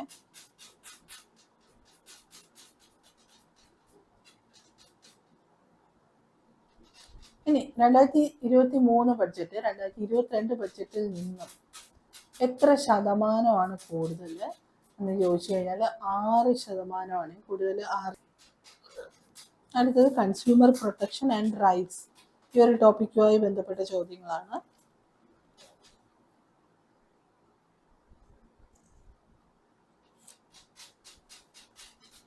ഒന്നാമത്തെ ചോദ്യം നോക്കാം. ഉപഭോഗം എന്നാൽ എന്താണ്? ആവശ്യങ്ങൾ തൃപ്തിപ്പെടുത്തുന്നതിന് സാധനങ്ങൾ സേവനങ്ങൾ ഉപയോഗിക്കുന്നതിനാണ് ഉപഭോഗം എന്ന് പറയുന്നത്.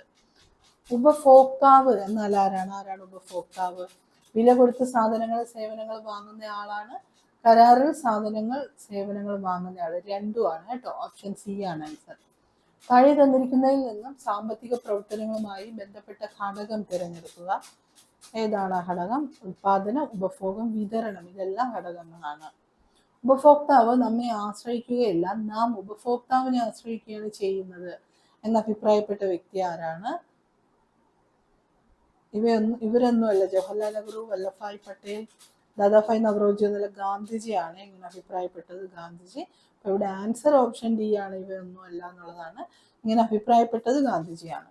താഴെ പറയുന്നവയിൽ നിന്നും ഉപഭോക്താവ് പ്രതീക്ഷിക്കുന്ന ഘടകങ്ങൾ എന്തൊക്കെയാണ് ഉപഭോക്താവ് പ്രതീക്ഷിക്കുന്നത്? ഗുണമേന്മ, വിശ്വാസ്യത, വിൽപ്പനാനന്തര സേവനം, കൃത്യമായ അളവ്, പിന്നെ വിൽപ്പനക്കാരന്റെ മാന്യമായ പെരുമാറ്റം. ഇതെല്ലാം ഉപഭോക്താവ് പ്രതീക്ഷിക്കുന്ന ഘടകങ്ങളാണ്. ഓപ്ഷൻ ഡി ആണ് നമ്മുടെ ആൻസർ. അടുത്ത് നോക്കാം. ഉപഭോക്തൃ സംരക്ഷണ നിയമം നിലവിൽ വന്ന വർഷം ഏതാണ്? ഉപഭോക്തൃ സംരക്ഷണ നിയമം നിലവിൽ വന്നത് എന്നാണ്?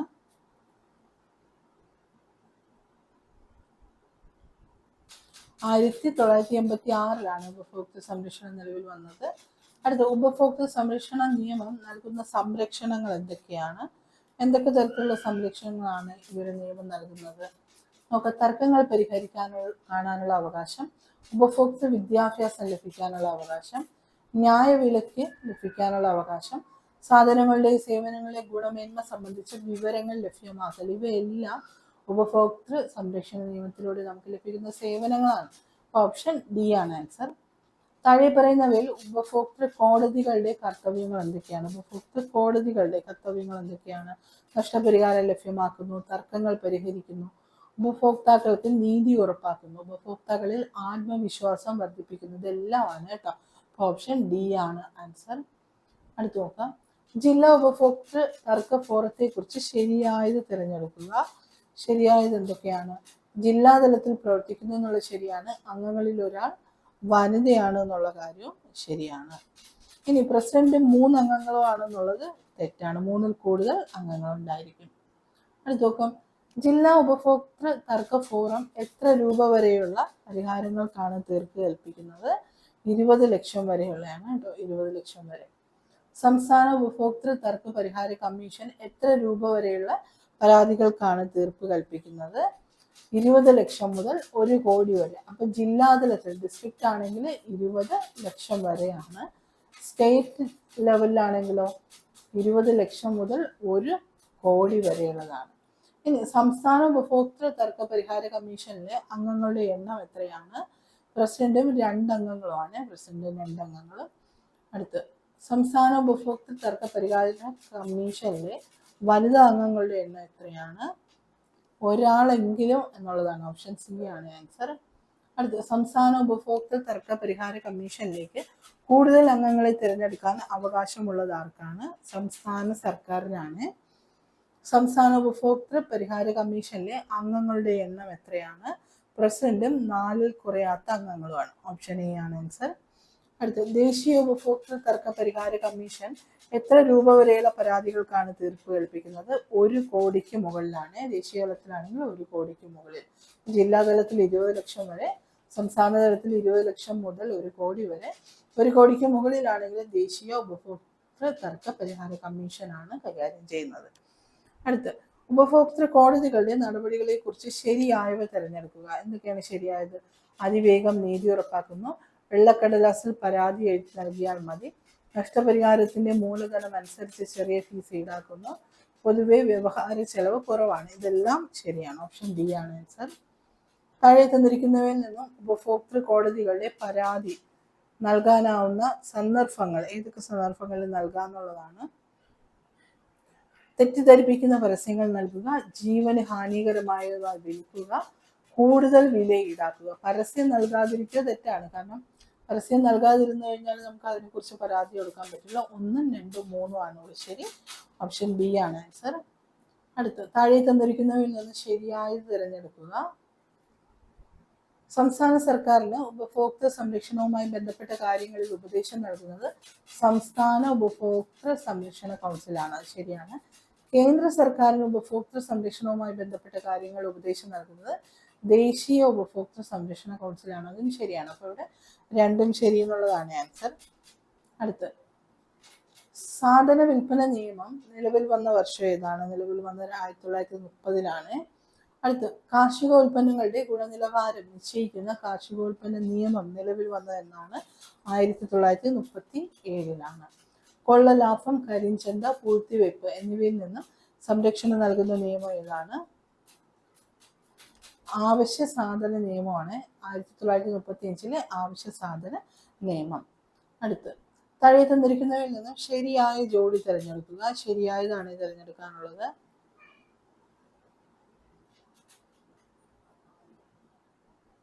ഇതിൽ ശരിയായിട്ടുള്ള നോക്കാം. ലീഗൽ മെട്രോളജി അളവ് തൂക്ക നിലവാരം ഉറപ്പാക്കുന്നു. ശരിയാണ്. ഔഷധ വില നിയന്ത്രണ കമ്മിറ്റി മരുന്നുകളുടെ വില നിയന്ത്രിക്കുന്നു. അത് ശരിയാണ്. ഡ്രഗ്സ് കൺട്രോൾ വകുപ്പ് മരുന്നുകളുടെ ഗുണമേന്മ ഉറപ്പുവരുത്തുന്നു. ശരിയാണ്. FSSAI ഭക്ഷ്യവസ്തുക്കളുടെ ഗുണനിലവാരം ഉറപ്പുവരുത്തുന്നു. ഇവിടെ എല്ലാം ശരിയാണ് അല്ലെ? അപ്പോൾ ഓപ്ഷൻ ഡി ആണ് ആൻസർ. അടുത്ത് നോക്കാം. FSSAIയുടെ പൂർണ്ണരൂപം എന്താണ്? Food safety and standard authority of India എന്നുള്ളതാണ് FSSAIയുടെ പൂർണ്ണരൂപം. അടുത്ത് നോക്കി. ഇലക്ട്രിക് ഉപകരണങ്ങൾ, സിമന്റ്, പേപ്പർ, ഗ്യാസ് തുടങ്ങിയവയുടെ ഗുണനിലവാരം ഉറപ്പാക്കുന്ന ഏജൻസി ഏതാണ്? ബിസാണ് ഇലക്ട്രിക് ഉപകരണങ്ങൾ, സിമന്റ്, പേപ്പർ, ഗ്യാസ് തുടങ്ങിയവയുടെ ഗുണനിലവാരം ഉറപ്പുവരുത്തുന്ന ഏജൻസി. ഇനി അടുത്തൊരു ടോപ്പിക്ക് ഫിസ്ക്കൽ പോളിസി. ഫിസ്ക്കൽ പോളിസിയുമായി ബന്ധപ്പെട്ട ചോദ്യങ്ങളാണ് നോക്കാം. ധനനയം താഴെ പറയുന്ന എന്തുമായി ബന്ധപ്പെട്ടിരിക്കുന്നു? ധനനയം എന്ന് പറഞ്ഞാൽ സർക്കാരിന്റെ വരവ് ചെലവ് നയമാണ് ധനനയം. അടുത്ത ചോദ്യം നോക്കി. ധനനയത്തിന്റെ പ്രധാന ലക്ഷ്യം അല്ലാത്തത് ഏതാണ്? നമുക്ക് നോക്കാം. നികുതി കൂട്ടുക ധനനയത്തിന്റെ ഒരു പ്രധാന ലക്ഷ്യമല്ല. ഉയർന്ന സാമ്പത്തിക വളർച്ച, അസമത്വം ഇല്ലാതാക്കുക, വില സ്ഥിരത ഇവയെല്ലാം ധനനയത്തിന്റെ ലക്ഷ്യമാണ്. അപ്പൊ അല്ലാത്തത് നികുതി കൂട്ടുക എന്നുള്ളതാണ്. ഓപ്ഷൻ എ ആണ് ആൻസർ. താഴെ പറയുന്നവയിൽ ധനനയത്തിന്റെ ഘടകം അല്ലാത്തത് തിരഞ്ഞെടുക്കുക. നോക്കാം. സർക്കാർ രസീതുകൾ, സർക്കാർ ചെലവ്, പൊതുകടമൊക്കെ ധനനയത്തിന്റെ ഘടകമാണ്. ബഡ്ജറ്റ് ആണ് ഇവിടെ അല്ലാത്തത്. അപ്പൊ ഓപ്ഷൻ ഡി ആണ് ആൻസർ. ധനക്കമ്മി എന്ന് പറഞ്ഞാൽ എന്താണ്? ചെലവ് വരുമാനത്തേക്കാൾ കൂടുന്നത് നമ്മൾ മോളിൽ കണ്ടു അല്ലെ? അതിനാണ് ധനക്കമ്മി എന്ന് പറയുന്നത്.